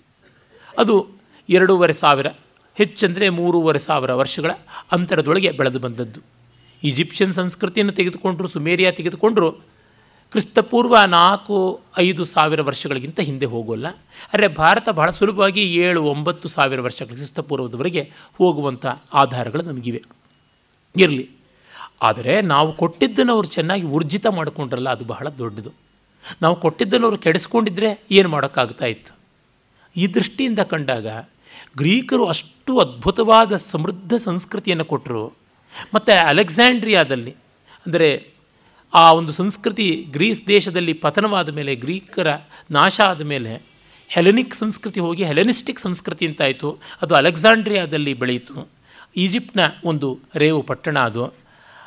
ಆ ಅಲೆಕ್ಸಾಂಡ್ರಿಯಾ ಸೇರಿದಂತೆ ಆ ಇಡೀ ಪ್ರಾಂತವನ್ನೆಲ್ಲವನ್ನು ಇಸ್ಲಾಂ ಕಬಳಿಸ್ತು. ಆದರೆ ಇಸ್ಲಾಂ ಆ ಸಂಸ್ಕೃತಿಗೆ ಯಾವ ರೀತಿಯಲ್ಲೂ ಪ್ರಶಂಸನೀಯವಾದ ಉತ್ತರಾಧಿಕಾರಿ ಆಗಲಿಲ್ಲ. ಹೋಗಲಿ, ಗ್ರೀಕರು ರೋಮನ್ರಿಗೆ ಎಲ್ಲವನ್ನ ಕೊಟ್ಟರು, ರೋಮನ್ರು ಗ್ರೀಕರ ಮೇಲೆ ರಾಜಕೀಯವಾದ ವಿಜಯ ಸಾಧಿಸಿದರು, ಗ್ರೀಕರು ರೋಮನ್ರ ಮೇಲೆ ಸಾಂಸ್ಕೃತಿಕ ವಿಜಯ ಸಾಧಿಸಿದರು. ಆ ರೋಮನ್ರನ್ನು ಆಪೋಷಣ ತಗೊಳ್ತು ಕ್ರೈಸ್ತ ಮತ. ಆದರೆ ಕ್ರೈಸ್ತ ಮತ ಮಧ್ಯಯುಗದವರೆಗೆ ಏನೂ ಒಳ್ಳೆಯ ಕೆಲಸ ಮಾಡಲಿಲ್ಲ. ಅದು ಮಾಡಿದ್ದೆಲ್ಲ, ತಮಿಳಿನಲ್ಲಿ ಒಂದು ಗಾದೆ ಇದೆ, ತೊಟ್ಟಂದು ತೊಡನಾಶನಂ ಅಂತ.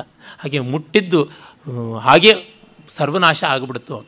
ಆದರೆ ಮತ್ತೆ ಯುರೋಪಿಯನ್ರೆಲ್ಲರೂ ತಮ್ಮ ಬೇರುಗಳಿಗೆ ಹೋಗಬೇಕು ಅಂತ, ಈ ಮತವಾದವನ್ನು ಬಿಡಬೇಕು ಅಂತ ಕ್ರೈಸ್ತ ಮತವನ್ನು ಪಕ್ಕಕ್ಕಿಟ್ಟು ವಿಚಾರವಾದವನ್ನು, ಕಲಾವಾದವನ್ನು ಮತ್ತು ತತ್ವವಾದವನ್ನು ತೆಗೆದುಕೊಂಡಾಗ ಗ್ರೀಕ್ ರೋಮನ್ ಸಂಸ್ಕೃತಿಯ ಕಡೆಗೆ ಮೂಲಮುಖಿಯಾದಾಗ ರೆನೆಸಾನ್ಸ್ ಪುನರುತ್ಥಾನ ಯುಗ ಬಂತು.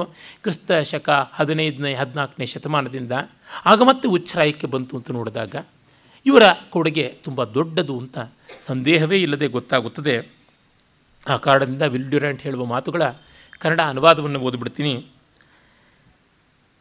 ಯಂತ್ರಗಳನ್ನು ಹೊರತುಪಡಿಸಿದರೆ ನಮ್ಮ ಸಂಸ್ಕೃತಿಯಲ್ಲಿ ಗ್ರೀಸಿನಿಂದ ಬಂದಿಲ್ಲದ ಯಾವುದೇ ಲೌಕಿಕ ಆಚರಣೆ ಇಲ್ಲ. ಶಾಲೆಗಳು, ವ್ಯಾಯಾಮ ಶಾಲೆಗಳು, ಅಂಕಗಣಿತ, ಜಾಮಿತಿ, ಇತಿಹಾಸ, ಭಾಷಣಕಲೆ, ಭೌತಶಾಸ್ತ್ರ, ಜೀವಶಾಸ್ತ್ರ, ಅಂಗರಚನಾಶಾಸ್ತ್ರ, ಆರೋಗ್ಯಶಾಸ್ತ್ರ, ವೈದ್ಯಕೀಯ ಚಿಕಿತ್ಸೆ, ಸೌಂದರ್ಯವರ್ಧಕಗಳು, ಕಾವ್ಯ, ಸಂಗೀತ, ದುರಂತ ನಾಟಕ, ವೈನೋದಿಕ, ತತ್ವಶಾಸ್ತ್ರ, ಮತಧರ್ಮಶಾಸ್ತ್ರ, ಅಜ್ಞೇಯತಾವಾದ, ಸಂದೇಹವಾದ, ಸ್ಟೋಯಿಕ್ ಸಿದ್ಧಾಂತ, ಎಪಿಕ್ಯೂರಿಯನ್ ಸಿದ್ಧಾಂತ, ನೀತಿಶಾಸ್ತ್ರ, ರಾಜ್ಯಶಾಸ್ತ್ರ, ಆದರ್ಶವಾದ, ಜನೋಪಕಾರಶೀಲತೆ, ಸಿನಿಕತೆ, ನಿರಂಕುಶ ಪ್ರಭುತ್ವ, ಶ್ರೀಮಂತ ಪ್ರಭುತ್ವ, ಪ್ರಜಾಪ್ರಭುತ್ವ ಇವೆಲ್ಲ ಸಾಂಸ್ಕೃತಿಕ ರೂಪಗಳಿಗೆ ಗ್ರೀಸ್ ಆಧಾರ. ಇವುಗಳ ಉಗಮವಾದದ್ದು ಅಲ್ಲಿಯೇ. ಹಾಗೆ ಅವರು ಹೇಳ್ತಾರೆ, ಗ್ರೀಕರ ಒಂದು ಸಾಧನೆ ಎಂಥದ್ದು ಅನ್ನೋದನ್ನು ಕಡೆಯಲ್ಲಿ ಒಂದು ಒಟ್ಟಂದದ ಎಸ್ಟಿಮೇಷನ್ ಅಂತಾರಲ್ಲ, ಆ ರೀತಿಯಾಗಿ ಉಪಸಂಹಾರಾತ್ಮಕವಾಗಿ ಹೇಳುವ ಮಾತುಗಳಲ್ಲಿ ನೋಡಿದ್ರೂ ಕೂಡ ನಮಗೆ ಗೊತ್ತಾಗುತ್ತೆ.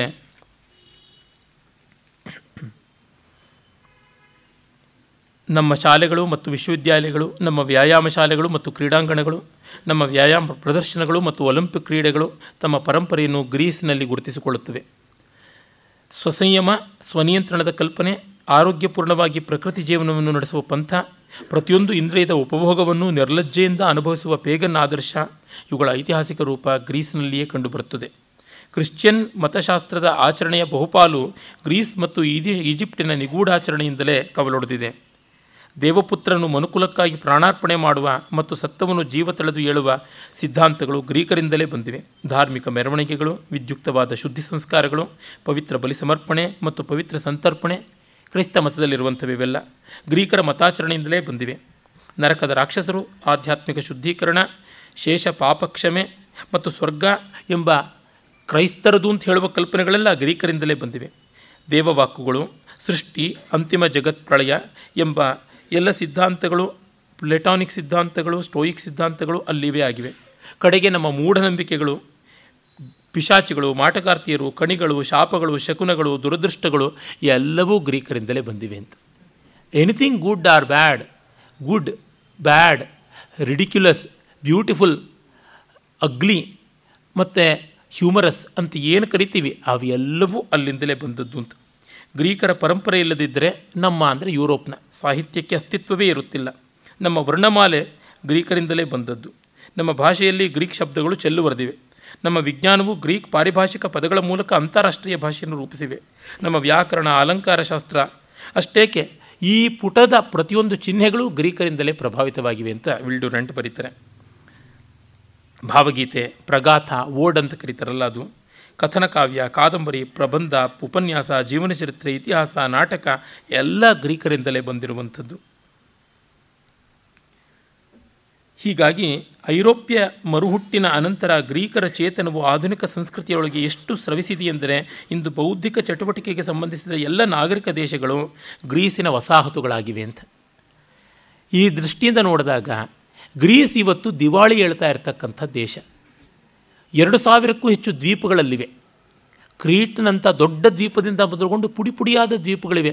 ಕೆಲವು ಕಿಲೋಮೀಟರ್ಗಳಷ್ಟು ದೊಡ್ಡದಿರ್ತಕ್ಕಂಥದ್ದಲ್ಲ ಅಂಥ ದ್ವೀಪಗಳು ಇವೆ. ಅವನ್ನೆಲ್ಲ ಮಾರಿಬಿಟ್ಟು ಬದುಕ್ತಾ ಇದ್ದಾರೆ.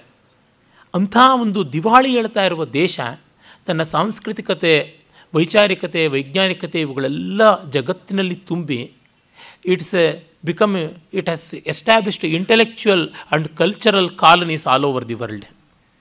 ಈ ದೃಷ್ಟಿಯಿಂದ ನೋಡಿದರೆ ನನಗನ್ಸುತ್ತೆ, ಜಯಂತಿತೆ ಸುಕೃತಿನೋ ರಸಸಿದ್ಧ ಕವೀಶ್ವರಾ ನಾಸ್ತಿ ತೇಷಾಂ ಯಶಕ್ಕಾಯೇ ಜರಾ ಮರಣಜಂ ಭಯಂ ಅನ್ನುವ ಭರ್ತೃಹರಿಯ ಮಾತು ಸತ್ಯವಾದದ್ದು ಅಂತ ಅನಿಸುತ್ತದೆ. ಮತ್ತು ಅವರು ಹೇಳ್ತಾರೆ, ಗ್ರೀಕರ ಸಂಗೀತ ನಮ್ಮನ್ನಿನ್ನೂ ಹಾಂಟ್ ಮಾಡ್ತಾ ಇದೆ.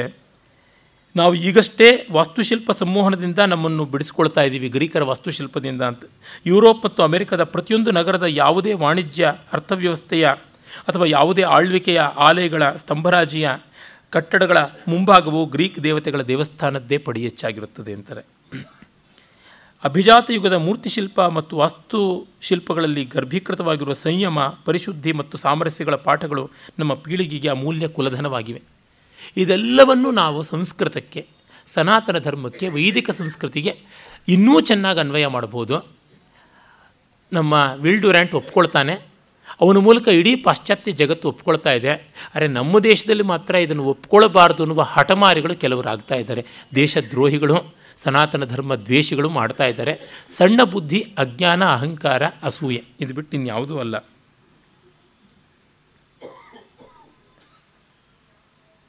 ಮತ್ತು ಅವ್ರು ಹೇಳ್ತಾರೆ, ಯಾವ ರೀತಿ ಕೋಪರ್ನಿಕಸ್ನಂಥವ್ರಿಗೂ ಗ್ರೀಕರ ಸ್ಫೂರ್ತಿ ಇತ್ತು, ವಾಲ್ಟೇರ್ಗೆ ಗ್ರೀಕರ ಸ್ಫೂರ್ತಿ ಇತ್ತು ಅಂತೆಲ್ಲ ಹೇಳ್ತಾ,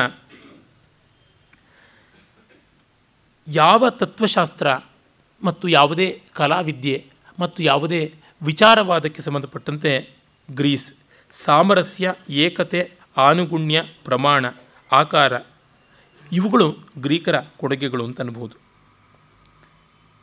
ಈ ಕ್ಷಣದಲ್ಲಿ ಜಗತ್ತಿನ ಪ್ರತಿಯೊಂದು ದೇಶದಲ್ಲಿ ಕಾತರದಿಂದ ಕೂಡಿದ ಸಾವಿರಾರು ಚೇತನಗಳು ಪ್ಲೇಟೋನನ್ನು ಅಧ್ಯಯನ ಮಾಡುತ್ತಿದ್ದಾರೆ ಅಂತ ಬರೀತಾರೆ.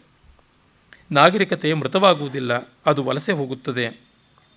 ಅದು ತನ್ನ ನೆಲೆಯ ಮತ್ತು ಪೋಷಾಕಿನ ಬದಲಾವಣೆ ಮಾತ್ರ ಮಾಡಿಕೊಳ್ಳುತ್ತದೆ, ಅದರ ಜೀವ ಹಿಡಿದುಕೊಂಡಿರುತ್ತದೆ. ಈ ಅರ್ಥದಲ್ಲಿ ಗ್ರೀಕ್ ನಾಗರಿಕತೆ ನಿರಂತರ ಸಂಜೀವನ ಜೀವನ. ಅದರ ದೋಷಗಳು ನಮಗೆ ಗೊತ್ತು. ಅದರ ತಿಳಿಗೇಡಿ ಮತ್ತು ನಿಷ್ಕರುಣವಾದ ಯುದ್ಧಗಳು, ಅದರ ನಿಂತು ನಾರುವ ಗುಲಾಮಗಿರಿ, ಅದರ ಮಹಿಳೆಯರ ಪರಾಧೀನತೆ, ಅದರ ನೈತಿಕ ನಿರ್ಬಂಧದಲ್ಲಿ ಕೊರತೆ, ಅದರ ಭ್ರಷ್ಟ ವ್ಯಕ್ತಿವಾದ, ಸ್ವಾತಂತ್ರ್ಯವನ್ನು ಸುವ್ಯವಸ್ಥೆ ಮತ್ತು ಶಾಂತಿಯೊಡನೆ ಬೆಸೆಯುವುದರೊಳಗೆ ಆದ ದುರಂತದ ವೈಫಲ್ಯ ಇವೆಲ್ಲ ಇದೆ. ಆದರೆ ಸ್ವಾತಂತ್ರ್ಯ, ತರ್ಕ ಮತ್ತು ಸೌಂದರ್ಯಗಳನ್ನು ಪ್ರೀತಿಸುವವರು ಈ ಕಳಂಕಗಳನ್ನೇ ಹಿಡಿದು ಜಗ್ಗಾಡುವುದಿಲ್ಲ ಅಂತಾನೆ.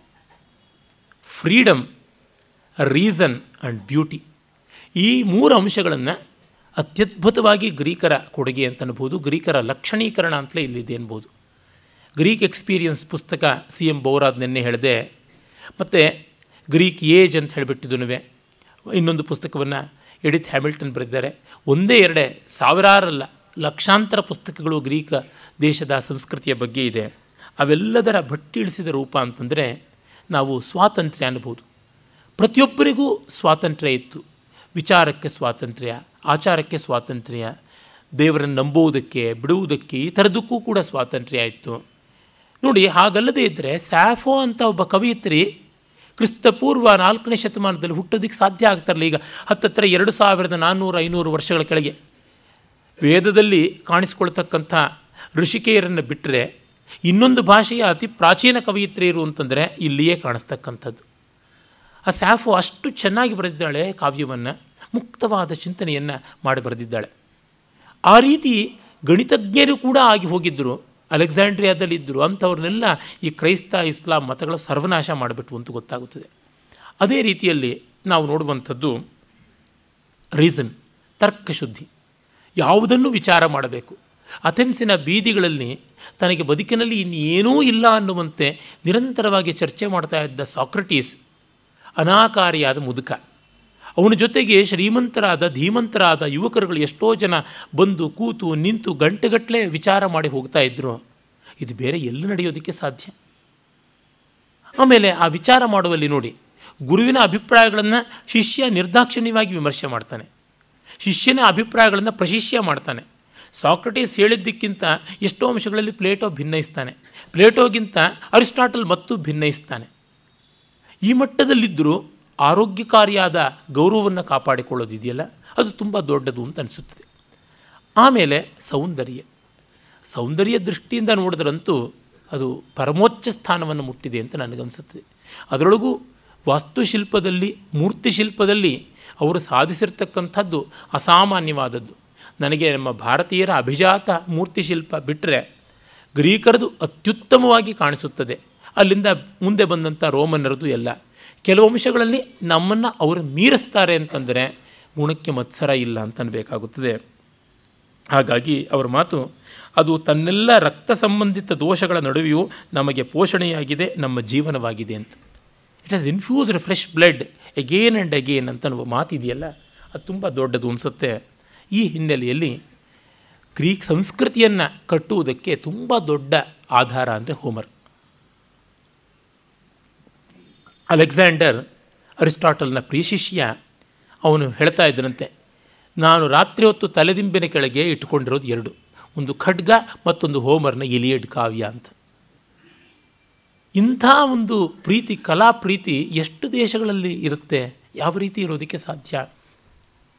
ಮತ್ತು ಅವರ ಸೌಂದರ್ಯ ಪಿಪಾಸೆ ಯಾವ ಉನ್ನತೋನ್ನತವಾದ ಮಟ್ಟದ್ದು.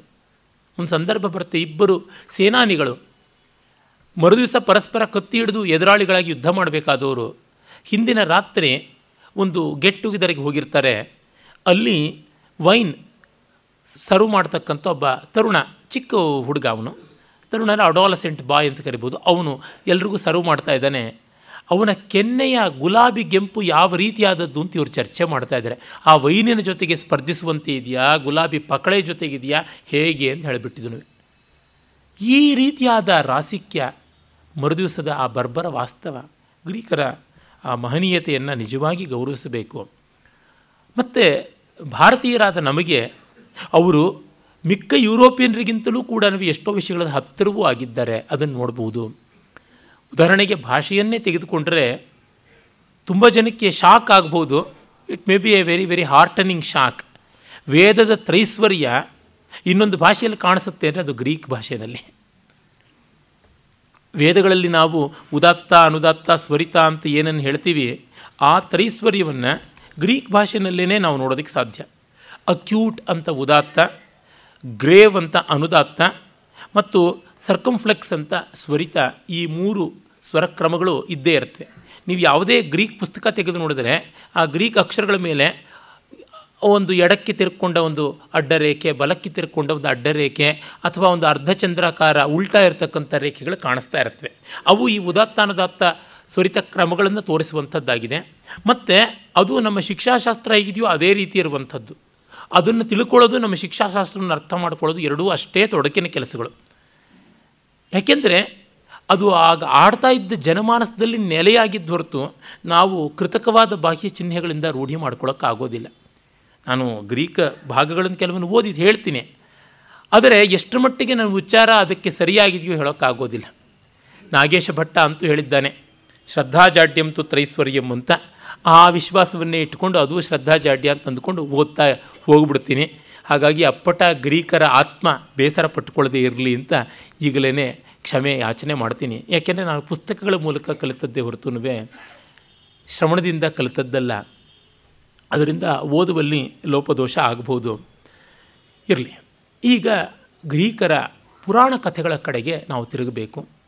ಯಾಕೆಂದರೆ ಇಡೀ ಪಾಶ್ಚಾತ್ಯ ದೇಶಕ್ಕೆ ಪುರಾಣ ಕಥೆಗಳನ್ನು, ಕಲ್ಪನೆಗಳನ್ನು, ಪ್ರತೀಕಗಳನ್ನು ಕೊಟ್ಟಿದ್ದು ಗ್ರೀಕರು.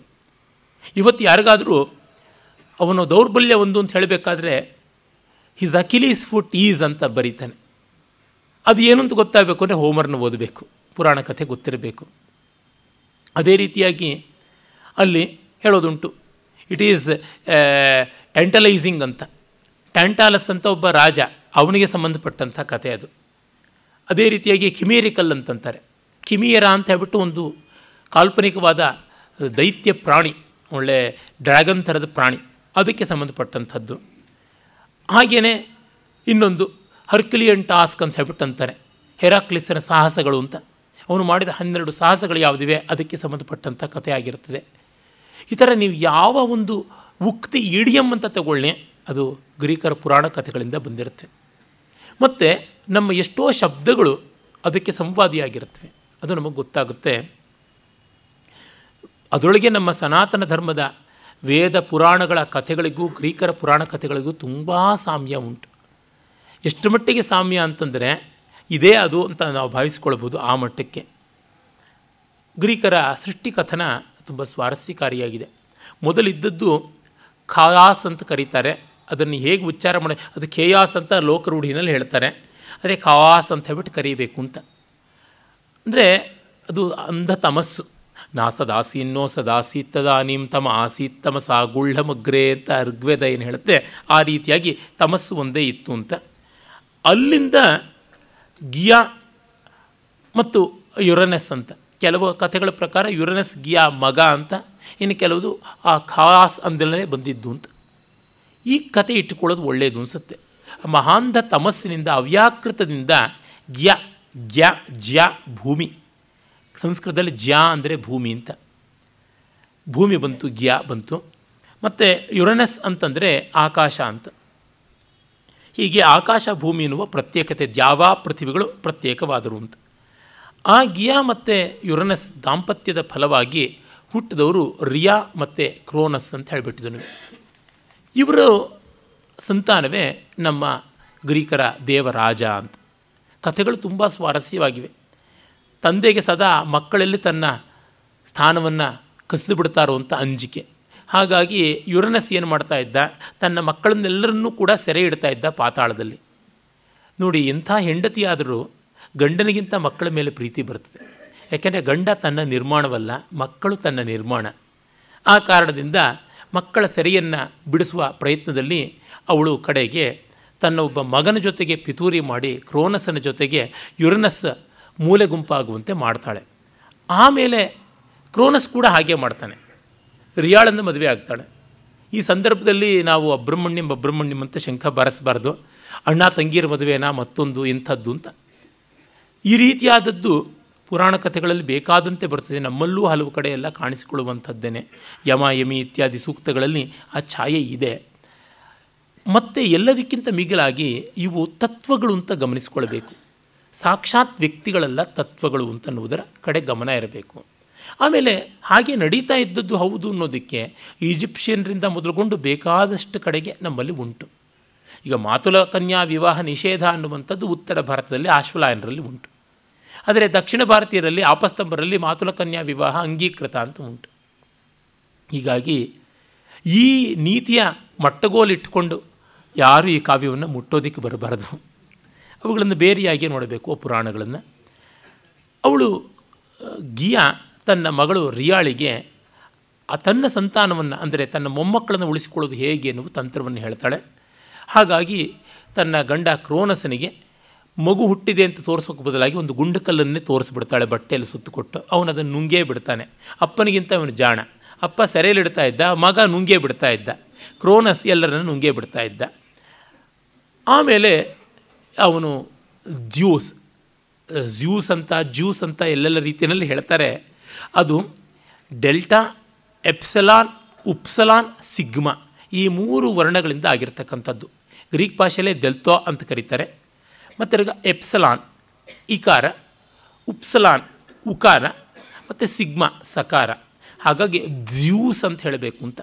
ದಾಕ್ಕೆ ಸಾವತ್ತು, ದಾಕುಂಬು ದೂಗೆ ಸಾವತ್ತು ಯಾವತ್ತು ಕೊಟ್ಟು ಸ್ ಅಂತ ಹೇಳಿಬಿಟ್ಟು ಅನ್ನಬೇಕು ಅಂತ.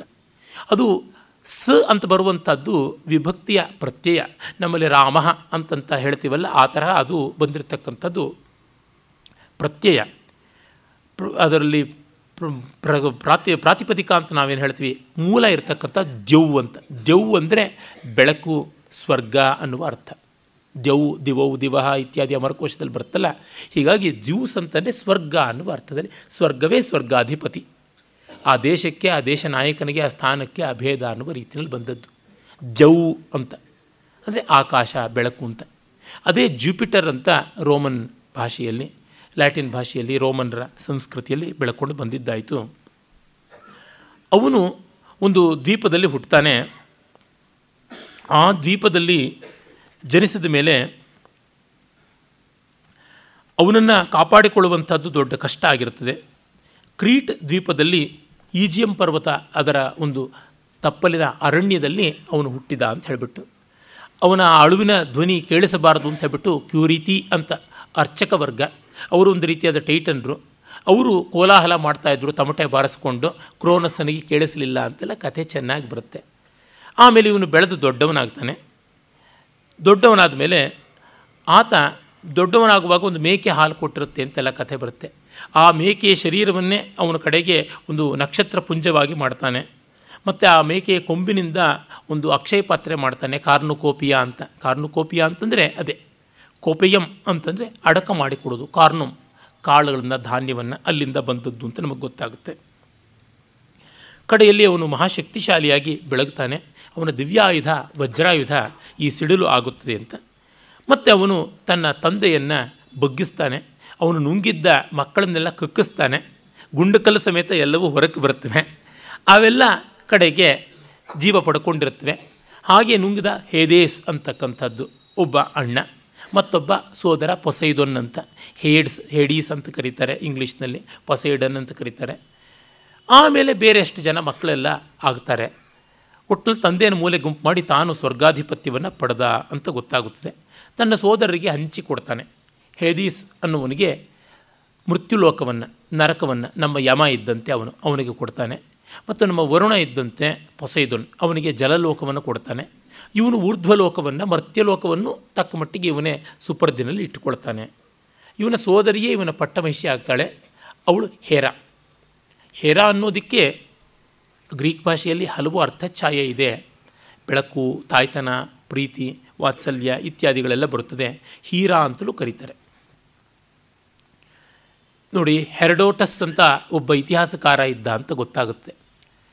ಅವನು ಎರದೋತಸ್ ಸಕಾರ ಆಮೇಲೆ ಬಂದದ್ದು ಪ್ರತ್ಯಯ, ವಿಭಕ್ತಿಯ ಪ್ರತ್ಯಯ ಹೆರದೋತ ಅಂತ. ಅದು ಹೀರಾದತ್ತ ಅನ್ನುವಂಥ ರೀತಿ, ಹೀರಾದೇವಿಯ ಅನುಗ್ರಹಕ್ಕೆ ಪಾತ್ರನಾಗಿ ಬಂದವನು ಅಂತ. ಹೀಗೆ ಕಂಡಾಗ ನಮಗೆ ಎಷ್ಟು ಸಂಸ್ಕೃತಕ್ಕೆ ಹತ್ತಿರ ಇವೆ ಆ ಶಬ್ದಗಳು ಎಲ್ಲ ಅಂತ ಗೊತ್ತಾಗ್ಬಿಡುತ್ತೆ. ಎರಡೂ ಒಂದೇ ನಮಗೆ ಗೊತ್ತಾಗುತ್ತದೆ. ಈಚಿನ ಸಂಶೋಧನೆಗಳ ಪ್ರಕಾರ ನಮ್ಮ ದೇಶದಿಂದ ವಲಸೆ ಹೋಗಿ ಅಲ್ಲಿ ಇದೆಲ್ಲ ರೂಪುಗೊಂಡಿದ್ದು ಅಂತ. ಆಮೇಲೆ ಅವನ ಸಂತಾನ ಜ್ಯೂಸ್ ಮತ್ತು ಹೀರಾ ಇವರುಗಳ ಸಂತಾನವಾಗಿ ಇನ್ನು ಅನೇಕ ದೇವತೆಗಳು ಬರ್ತಾರೆ. ಅದಲ್ಲದೆ ಜ್ಯೂಸನಿಗೆ ಬೇಕಾದಷ್ಟು ಸಂಬಂಧಗಳು. ನಮ್ಮ ಇಂದ್ರನಿಗೂ ಜ್ಯೂಸನಿಗೂ ಇರುವ ಒಂದು ಸಾಮ್ಯ ಅಂತಂದರೆ ಅವನಿಗಿರ್ತಕ್ಕಂಥ ನೈತಿಕ ವಿಶೃಂಖಲತೆ. ಕಂಡಲ್ಲಿ ಸಂಸಾರಗಳು, ಕಂಡಲ್ಲಿ ಮಕ್ಕಳು, ಈ ರೀತಿಯಾದದ್ದು. ಅಲ್ಲಿ ಅವನ ಒಂದು ದೇವಲೋಕದ ಸಂಪುಟ ಅಂತ ಯಾವುದಿರುತ್ತೆ, ಆ ದೇವಲೋಕದ ಮಂತ್ರಿಮಂಡಲದಂತೆ ಸದಸ್ಯ ಸಂಪುಟವೂ ಕೂಡ ಹೊಂದಿರುತ್ತೆ. ಅಲ್ಲಿ ಇವನ ಮಕ್ಕಳೇ ಹೆಚ್ಚು. ಇವನ ಒಡಹುಟ್ಟು ಮತ್ತು ಇವನ ಮಕ್ಕಳು ಇವರುಗಳೇ ಅಲ್ಲಿಯ ಸದಸ್ಯರಾದ ಕಾರಣ ನಿರಂತರ ಜಗಳ ಅಲ್ಲಿ.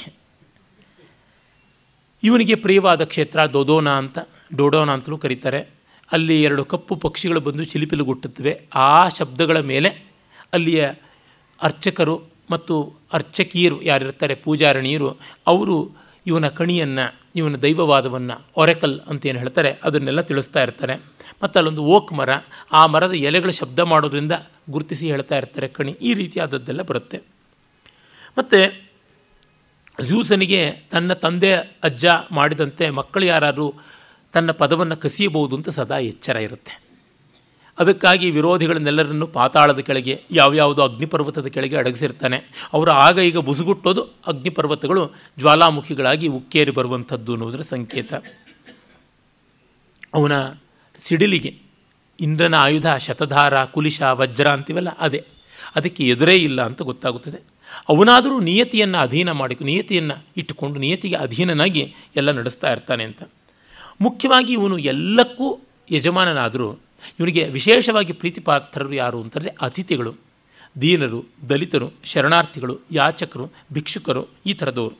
ಇವರುಗಳಿಗೆ ಅಪಚಾರ ಮಾಡಿದ್ರೆ ಅವನು ಬಿಡೋದಿಲ್ಲ ಅಂತ.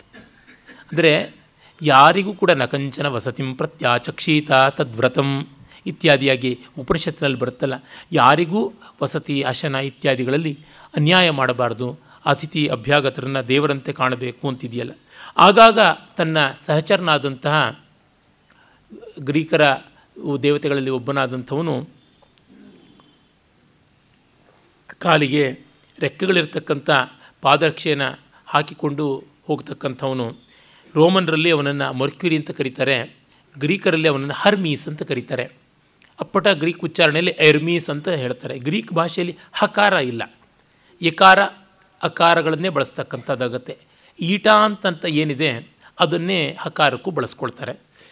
ನಾನು ನನ್ನ ಮಾತಿನಲ್ಲಿ ಎರಡೂ ಕಲಬೆರಕೆ ಆಗ್ತಾ ಇರುತ್ತೆ, ಯಾಕೆಂದರೆ ಇಂಗ್ಲೀಷಲ್ಲಿ ಸಾಕಷ್ಟು ಓದ್ಕೊಂಡಿದ್ದೀನಿ. ನಮ್ಮ ಸೀತಾರಾಮಯ್ಯನವರು ಬರೆದಿರೋದು ಕನ್ನಡದ್ದನ್ನೆಲ್ಲ ಓದ್ಕೊಂಡಿದ್ದೀನಿ. ಗ್ರೀಕ್ನಲ್ಲಿ ಒಂದಷ್ಟು ಓದ್ಕೊಂಡಿರೋದ್ರಿಂದ ಆ ಉಚ್ಚಾರ ಗಟ್ಟಿಯಾಗಿ ತಲೆಯಲ್ಲಿ ಒಂಥರ ಸಬ್ಕಾನ್ಷಿಯಸ್ ಲೆವೆಲಲ್ಲಿ ಕೂತಿಲ್ಲ. ಕಾರಣ ಇವೆಲ್ಲ ಓದ್ಕೊಂಡು ಅಲ್ಲಿಗೆ ಹೋಗಿದ್ದರಿಂದ. ಇದರಿಂದ ಹಳೆ ವಾಸನೆ ಕೆಲವೊಮ್ಮೆ ಬರ್ತಾ ಇರುತ್ತೆ, ಹೆಸರುಗಳು ಹಾಗೆ ಹೀಗೆ ಹೋಗುತ್ತೆ, ಅನ್ಯಥಾ ಭಾವಿಸಬೇಡಿ. ಹರ್ಮೀಸ್ ಅಂತ ಅವನನ್ನು ಕರೀತಾರೆ. ಅವನು ಜ್ಯೂಸನ ಪ್ರಣಯ ಲೀಲೆಯ ಸಮುತ್ಪನ್ನ. ಅವನ ಜೊತೆಯಲ್ಲಿ ಇವನು ಆಗ ಈಗ ವೇಷಾಂತರ ಮಾಡಿಕೊಂಡು ಹೋಗಿ ಜನರಲ್ಲಿ ನೈತಿಕ ಮೌಲ್ಯಗಳು, ಈ ಅತಿಥಿ ಅಭ್ಯಾಗತರನ್ನು, ದೀನ ದಲಿತರನ್ನು ಗೌರವಿಸಿ ಪ್ರೀತಿಸುವಂಥದ್ದು ಇದೆಯಾ ಇಲ್ಲವಾ ಅಂತ ಪರೀಕ್ಷೆ ಮಾಡ್ತಾ ಇರ್ತಾನೆ ಅಂತ ಗೊತ್ತಾಗುತ್ತದೆ. ಅವನ ಪ್ರಿಯವಾದ ವೃಕ್ಷ ಓಕ್ ವೃಕ್ಷ. ನಮ್ಮ ಯಾವ ರೀತಿ ಟೀಕ್ ಮತ್ತು ಶ್ರೀಗಂಧ ಪ್ರಶಸ್ತವೋ ಆ ರೀತಿಯಾದಂಥದ್ದು ಅಂತ ಗೊತ್ತಾಗುತ್ತದೆ. ಅವನಿರುವ ಸ್ವರ್ಗ ಒಲಿಂಪಸ್ ಅಂತ. ಒಲಿಂಪಸ್ ಪರ್ವತ ಸುಮಾರು 10,000 ಅಡಿಗಳಿಗೂ ಎತ್ತರ ಇರುವಂಥ ಉತ್ತರ ಗ್ರೀಸ್ನಲ್ಲಿ ಇರುವ ದೊಡ್ಡ ಪರ್ವತ. ಸದಾ ಮಂಜು ಮುಚ್ಚಿರುತ್ತೆ. ಒಲಿಂಪಸ್ ಅಂತ ಗ್ರೀಕ್ ಉಚ್ಚಾರಣೆ, ಒಲಿಂಪಸ್ ಅಂತ ಸಾಮಾನ್ಯವಾಗಿ ಕರೀತಾರೆ. ಅಲ್ಲಿ ಅವನು ಇರುವಂಥದ್ದು ಅಂತ. ಆಮೇಲೆ ಗ್ರೀಕರ ದೇವತೆಗಳೆಲ್ಲ ನಮ್ಮ ಮಾನವರಂತೆ. ಅವರುಗಳಿಗೆ ಯಾರಿಗೂ 4 ಕೈಗಳು, 3 ಕಣ್ಣುಗಳು, 4 ತಲೆಗಳು ಈ ಥರದ್ದೇನೂ ಇಲ್ಲ. ಎಲ್ಲರೂ ಮಾನವ ಸ್ವರೂಪಿಗಳಾಗಿ ಇರ್ತಾರೆ. ಆದರೆ ಅವರ ದೇಹದ ಆಳ್ತನ, ಆಕಾರ ತುಂಬ ದೊಡ್ಡದು. ಅದು ಒಮ್ಮೆ ಅಪಾಲೋನಿಗೂ ಮತ್ತು ಏರೀಸ್ ಯುದ್ಧ ದೇವತೆಗೂ ಯುದ್ಧ ಆದಾಗ, ಅಥೀನಾಗೂ ಮತ್ತು ಏರೀಸ್ಗೂ ಅವರಿಬ್ಬರು ಅಣ್ಣ ತಂಗಿಯರು ಯುದ್ಧವಾದಾಗ ಅಥೀನಿಯ ದಾಳಿ ತಾಳಲಾರದೆ ಅವನು ತತ್ತರಿಸಿ ಬಿದ್ದಾಗ ಅವನ ದೇಹ 7 ಎಕರೆಗಳಷ್ಟು ಆಕ್ರಮಿಸಿಕೊಳ್ತು ನೆಲ ಅಂತ. ಅಷ್ಟು ದೊಡ್ಡ ಶರೀರ ಅಂತ. ಅವರ ದೇಹದಲ್ಲಿ ಹರಿಯುವಂಥದ್ದು ದಿವ್ಯವಾದ ರಕ್ತ, ಅದು ಅಲೌಕಿಕವಾದದ್ದು, ಅದರ ಬಣ್ಣ ವಾಸನೆಗಳನ್ನೇ ಬೇರೆಯಾದದ್ದು ಅಂತ. ಹೀಗೆಲ್ಲ ಪುರಾಣದ ಅದ್ಭುತವಾದ ಕಲ್ಪನೆಗಳೆಲ್ಲ ಉಂಟು. ಮತ್ತು ಅವರ ಆಹಾರ ಆಂಬ್ರೋಸಿಯಾ ಅಂತ, ಅಮೃತ ಅನ್ನುವಂಥ ರೀತಿಯಲ್ಲಿ ಅದು. ಅವರ ರಕ್ತಕ್ಕೆ ಈಕೋರ್ ಅಂತ ಹೆಸರು ಅಂತ, ಈಕೋರ್ ಅಂತ ಕರೀತಾರೆ ಗ್ರೀಕ್ ಭಾಷೆಯಲ್ಲಿ. ಅವರು ಒಬ್ಬೊಬ್ಬರಿಗೂ ಕೂಡ ದೇವಲೋಕದ ಸ್ಥಾನವಲ್ಲದೆ ಮನುಷ್ಯ ಲೋಕದಲ್ಲಿ ಬೇರೆ ಬೇರೆ ದ್ವೀಪಗಳು, ಹಾಲಿಡೇ ರೆಸಾರ್ಟ್ಸ್ ತರಹ ಬೇಕಾದಂತೆ ಉಂಟು. ಮತ್ತು ಅವರುಗಳಿಗೆ ಸಂಸಾರಗಳು ಯಥೇಷ್ಟವಾಗಿ ಲೋಕದಲ್ಲಿ ಉಂಟು. ನಮ್ಮ ದೇವತೆಗಳಿಗಿಂತ ಅವರು ಹೆಚ್ಚು ನೈಜವಾದವರು. ರಾಗದ್ವೇಷಗಳು ಸಹಜವಾಗಿ ಉಕ್ಕೇರಿ ಬರ್ತಾ ಇರ್ತವೆ ಅಂತ ಗೊತ್ತಾಗುತ್ತವೆ. ಮತ್ತು ಎಲ್ಲಕ್ಕಿಂತ ಅವರು ಪರೋಕ್ಷ ಪ್ರಿಯ ಇವ ಹಿ ದೇವಾಹ ಪ್ರತ್ಯಕ್ಷ ದ್ವಿಷಃ ಅಂತ ಹೇಳ್ತಾರಲ್ಲ, ಆ ರೀತಿ ಪರೋಕ್ಷವಾಗಿ ಬರ್ತಾರೆ, ವೇಷಾಂತರ ಮಾಡಿಕೊಂಡು ಬರ್ತಾರೆ. ಸಾಕ್ಷಾತ್ತಾಗಿ ಕಾಣಿಸಿಕೊಳ್ಳುವುದು ತುಂಬ ವಿರಳ ಅಂತ. ಈ ಎಲ್ಲ ಕಥೆಗಳು ನಮಗೆ ಕಾಣಿಸುತ್ತವೆ. ಆ ಒಂದು ದೇವಲೋಕದಲ್ಲಿ ಆ ಒಂದು ಒಲಿಂಪಸ್ ಪರ್ವತದ ಮೇಲೆ ಇರುವ ಮಹಾಮಂದಿರಕ್ಕೆ ಮೇಘದ ಕವಾಟಗಳು, ಋತುದೇವಿಯರೇ ಅದರ ದ್ವಾರಪಾಲಕಿಯರಾಗಿರ್ತಾರೆ ಅಂತ. ಅಲ್ಲಿ ಅನೇಕ ಜನ ಸದಸ್ಯರಾಗಿರ್ತಾರೆ. ಮೊದಲಿಗೆ ಬರುವವನು ಜ್ಯೂಸ್, ಆಮೇಲೆ ಅವನ ಪತ್ನಿ ಹೀರಾದೇವಿ. ಜ್ಯೂಸನನ್ನು ಮತ್ತೆ ಮತ್ತೆ ವಜ್ರಾಯುಧಧಾರಿ ಅಂತ ಹೋಮರ್ ಹೇಳ್ತಾನೆ. ಒಬ್ಬೊಬ್ಬ ದೇವತೆಗಳಿಗೂ ಹಾಗೆ ಹೇಳ್ತಾನೆ. ವಿದ್ವಾಂಸರುಗಳ ಅಭಿಪ್ರಾಯ ಏನೆಂದರೆ ಛಂದಸ್ಸಿನಲ್ಲಿ ಪಾದ ಪೂರ್ಣೆ ಮಾಡಬೇಕಾದ್ರೆ ಎಲ್ಲ ಕೆಲವು ಪದಗಳು ಬೇಕಾಗುತ್ತಲ್ಲ, ರಾಮೋ ರಾಜೀವ ಲೋಚನ ಅಂತನ್ನುವಂಥ ರೀತಿಯಲ್ಲಿ ಈ ಗ್ರೀಕ್ ದೇವತೆಗಳಿಗೂ ಹಾಗೆ ಒಂದೊಂದು ವಿಶೇಷಣಗಳನ್ನು ಅಂಟಿಸುವಂಥದ್ದು. ವೃಷಭನೇತ್ರೆ ಅಂತ ಹೇಳ್ಬಿಟ್ಟು ಹೀರಾನ ಹೇಳುವಂಥದ್ದು, ಬೆಳ್ದೋಳುಗಳವಳು, ಬಿಳಿ ತೋಳಿರ್ತಕ್ಕಂಥವಳು ಅಂತ. ಮತ್ತು ಗೂಬೆಗೆ ಪ್ರೀತಿಪಾತ್ರಳಾದವಳು, ಗೂಬೆಯನ್ನು ಪ್ರೀತಿಪಾತ್ರ ಪಕ್ಷಿ ಮಾಡಿಕೊಂಡವಳು, ಸದಾಕಾಲವು ಕವಚಾವೃತಗಳಾದವಳು ಅಥೀನಾದೇವಿ ಅಂತ ಹೀಗೆಲ್ಲ ಹೇಳುವಂಥದ್ದು ಉಂಟು. ಒಂದೊಂದು ಲಕ್ಷಣವನ್ನು ಕೊಡ್ತಾರೆ. ಹಾಗೆ ಆ ಸದಸ್ಯರಲ್ಲಿ ಜ್ಯೂಸ್ ಮತ್ತು ಅವನ ಹೆಂಡತಿ ಹೀರಾದೇವಿ. ಅವಳ ಮಕ್ಕಳಲ್ಲಿ ಪ್ರಮುಖರಾದವರು ಅಂತಂದರೆ ಏರೀಸ್ ಮತ್ತು ಹೆಫಿಸ್ತುಸ್ ಅಂತ. ಏರೀಸ್ ಯುದ್ಧ ದೇವತೆ, ಹೆಫಿಸ್ತುಸ್ ಅನ್ನೋನು ನಮ್ಮ ವಿಶ್ವಕರ್ಮ ಇದ್ದಂತೆ ಅಥವಾ ಅಗ್ನಿ ಇದ್ದಂತೆ. ಎರಡೂ ರೀತಿಯಲ್ಲಿ ಅದರ ಉಲ್ಲೇಖ ಬರುತ್ತೆ. ಅಗ್ನಿಗೂ ಅವನ ಅಧಿದೇವತೆ, ಅಗ್ನಿಯನ್ನು ಬಳಸಿಕೊಂಡು ಮಾಡುವಂಥ ಎಲ್ಲ ಕಮ್ಮಾರಿಕೆಯ ಕೆಲಸಕ್ಕೆ ಕೂಡ ಅವನ ಅಧಿದೇವತೆ ಅಂತ ಗೊತ್ತಾಗುತ್ತದೆ. ಅವನು ಚೆನ್ನಾಗಿರಲಿಲ್ಲ ನೋಡೋಕ್ಕೆ ಅಂತ ಇವಳು ಎಸ್ತು ಬಿಟ್ಟಿದ್ಲು ಸಮುದ್ರದ ತಳಾತಳಕ್ಕೆ. ಆಮೇಲೆ ಜಲದೇವಿಯರೆಲ್ಲ ಸೇರಿಬಿಟ್ಟಿದ್ರೂ ಅವನನ್ನು ಉದ್ಧರಣ ಮಾಡಿ ಅವನು ತಾಯಿಗೆ ಒಂದು ಕಷ್ಟದ ಯಂತ್ರದಲ್ಲಿ ಸಿಕ್ಕಾಕುವಂತೆ ಮಾಡಿ ತನಗೆ ಸ್ವರ್ಗದಲ್ಲಿ ಸ್ಥಾನ ಕೊಟ್ಟೊರ್ತು ಬಿಡಿಸೋಲ್ಲ ಅಂತ ಮಾಡಿ ಆಮೇಲೆ ಬಂತು. ಅವನು ಕುರೂಪಿಯಾಗಿದ್ದರೂ ಅವನು ಮದುವೆ ಆಗಿದ್ದು ದೇವಲೋಕದ ಅತ್ಯಂತ ಸುರೂಪಿಯನ್ನು, ಅಫ್ರೋದಿತೆ, ಅಪ್ಸೂದಿತೆ, ಅಪ್ಸರ ಸ್ತ್ರೀಯರಲ್ಲೇ ಶ್ರೇಷ್ಠಳಾದಂಥ ಸೌಂದರ್ಯಾದಿ ದೇವತೆ ಅಫ್ರೊಡೈಟಿ. ಅವಳನ್ನೇ ಡಯಾನಾ ಅಂತ ರೋಮನ್ರು ಕರೀತಾ ಬಂದರು. ವೀನಸ್ ಅಂತ ಕರೀತಾ ಬಂದರು. ಡಯಾನಾ ಬಂದು ಅಥೀನಾ. ವೀನಸ್ ಸೌಂದರ್ಯದ ಅಧಿದೇವತೆ ಅಂತಲೇ ಹೆಸರಾದಂಥವಳು, ಶುಕ್ರ ಗ್ರಹದ ಸಂಕೇತವಾಗಿರುವಂಥವಳು. ಅವಳನ್ನು ಮದುವೆ ಆದ. ಆದರೆ ಅವಳಿಗೆ ಈ ಕುರೂಪಿಯನ್ನು ಮದುವೆ ಆಗೋದು ಇಷ್ಟ ಇರಲಿಲ್ಲ. ಹಾಗಾಗಿ ಅವಳಿಗೆ ಬೇರೆ ಸಂಬಂಧಗಳು ಅಂತ ಇವೆ ಕಥೆಗಳು ಇರಲಿ. ಆಮೇಲೆ ಲೀತೋ ಅಂತ ಮತ್ತೊಬ್ಬ ಹೆಣ್ಣಿನ ಮೂಲಕ ಜ್ಯೂಸನಿಗೆ ಹುಟ್ಟಿದ ಇಬ್ಬರು ಅವಳಿ ಮಕ್ಕಳು, ಆರ್ಟಿಮಿಸ್ ಅಂತ ಅಪೊಲ್ಲೋ ಅವರಿಬ್ಬರು. ಆರ್ಟಿಮಿಸ್ ಮತ್ತು ಅಥೀನಾ ಇಬ್ಬರು ಚಿರಕುಮಾರಿಯರು. ಅವರು ಚಿರಕೌಮಾರ ವ್ರತವನ್ನು ತೊಟ್ಟಂಥ ಕನ್ಯಾಕುಮಾರಿಯರು ಅಂತ ಕರೀಬಹುದು. ಇಬ್ಬರಿಗೂ ಯುದ್ಧತಂತ್ರದಲ್ಲಿ ಒಳ್ಳೆಯ ಕೌಶಲ ಉಂಟು. ಆರ್ಟಿಮಿಸ್ ಬೇಟೆಗೂ ಅಧಿದೇವತೆ. ಅವಳು ಸದಾ ಬೇಟೆ ನಾಯಿಗಳ ಜೊತೆಗೆ, ಜಿಂಕೆಗಳ ಜೊತೆಗೆ ಇರುವಂತೆಯೇ ಶಿಲ್ಪ ಇರುತ್ತೆ. ಬಹಳ ಸುಂದರಿ. ಆದರೆ ಅವಳು ಯಾವ ಪುರುಷನನ್ನು ತಿರುಗಿ ನೋಡಿದವಳಲ್ಲ, ಹಾಗೆ ಕಣ್ಣಾಕಿದ ಪುರುಷರನ್ನು ಕೊಲ್ಲದೆ ಬಿಟ್ಟವಳಲ್ಲ ಅಂತ ಕೂಡ ಗೊತ್ತಾಗುತ್ತೆ. ಅವಳ ಬಾಣಗಳಿಗೆ ಸಿಕ್ಕು ಪಾಪ ಎಂತೆಂಥವರೆಲ್ಲ ಸತ್ತೋದ್ರು ಅಂತ ಪುರಾಣ ಕಥೆಗಳಲ್ಲಿ ಬರುತ್ತೆ. ಇನ್ನು ಅಪೊಲ್ಲೋನ್ ಅವಳ ತಮ್ಮ, ದೇವಲೋಕದ ಸದಸ್ಯರಲ್ಲಿಯೇ ಅತ್ಯಂತ ಸುಂದರಾಂಗ ಅಂತ ಹೆಸರಾದವನು. ಅವನಿಗಿಂತ ಒಂದು ಸ್ವಲ್ಪ ಸುಂದರ ಅಂತ ಹೇಳಬಹುದಾದದ್ದು ಇನ್ನೊಬ್ಬರು ಇರಾಸ್ ಅಂತ. ಅವನು ಕಾಮದೇವತೆ, ಸೌಂದರ್ಯ ದೇವತೆಗೆ ಅಧೀನವಾಗಿರುವಂಥವನು ಅಂತ ಗೊತ್ತಾಗುತ್ತದೆ ಅಪೊಲ್ಲೋನ್. ಮತ್ತು ಅವನು 9 ಕಲಾದೇವಿಯರನ್ನು ತನ್ನ ಸ್ವಾಮ್ಯದಲ್ಲಿ ಇಟ್ಕೊಂಡಿರ್ತಾನೆ. ಆಲ್ 9 ಆರ್ಟ್ಸ್, 9 ಮ್ಯೂಸಸ್ ಅಂತ ಕರೀತಾರೆ. ಆ ಕಲಾದೇವಿಯರು ಸಂಗೀತ, ಚಿತ್ರ, ಶಿಲ್ಪ ಇತ್ಯಾದಿಗಳಿಗೆಲ್ಲ. ಅಪೊಲೋನ್ ಬೆಳಕಿನ ದೇವತೆ, ಜ್ಞಾನದ ದೇವತೆ, ಧನುರ್ಬಾಣ ಧರಿಸಿದ ಯುದ್ಧ ದೇವತೆಯೂ ಹೌದು.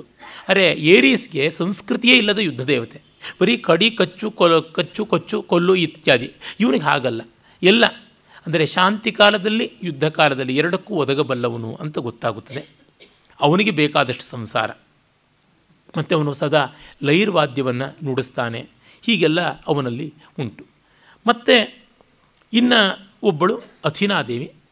ಅಥೆನ್ಸ್ ಅವಳ ಹೆಸರಿನಲ್ಲಿ ಆಗಿರ್ತಕ್ಕಂಥದ್ದು ಅಥೀನಾ. ಜ್ಯೂಸನ ಒಬ್ಬ ಪ್ರಿಯತಮೆ ಮೇತಿಸ್ ಅಥವಾ ಮೇಟಿಸ್ ಅಂತ. ಈ ಹೀರಾದೇವಿಯ ಒಂದು ತಂತ್ರಗಾರಿಕೆಯಿಂದಾಗಿ ಅವಳು ಸಾಯುವ ಸ್ಥಿತಿ ಬಂದುಬಿಡುತ್ತೆ. ಅಥೀನಾ ಗರ್ಭಿಣಿಯಾಗಿದ್ದಾಗ, ಅಥೀನಾಳನ್ನು ಗರ್ಭದಲ್ಲಿ ಇಟ್ಟುಕೊಂಡಿದ್ದಾಗ ಮೇತಿಸ್ ಅವಳು ಹೀರಾ ಒಮ್ಮೆ ಬೇಕು ಅಂತಲೇ ವೇಷಾಂತರದಲ್ಲಿ ಬಂದು ನಿನ್ನ ಪ್ರಿಯಕರನನ್ನು ಸಹಜ ರೂಪದಲ್ಲಿ ಕಾಣಬೇಕು ಅಂತ ನೀನು ಒತ್ತಾಯ ಮಾಡು ಅಂತ ಹೇಳ್ತಾಳೆ. ಜ್ಯೂಸ್ ಎಷ್ಟು ಬೇಡ ಅಂದರೂ ಅವಳು ಹಠ ಮಾಡಿ ಕೇಳ್ತಾಳೆ. ಅವನ ದಿವ್ಯ ರೂಪವನ್ನು, ಅಷ್ಟು ಕಾಂತಿಮತ್ತಾದದ್ದನ್ನು ಕಂಡು ಇವಳು ಸುಟ್ಟು ಸೀದೋಗ್ಬಿಡ್ತಾಳೆ.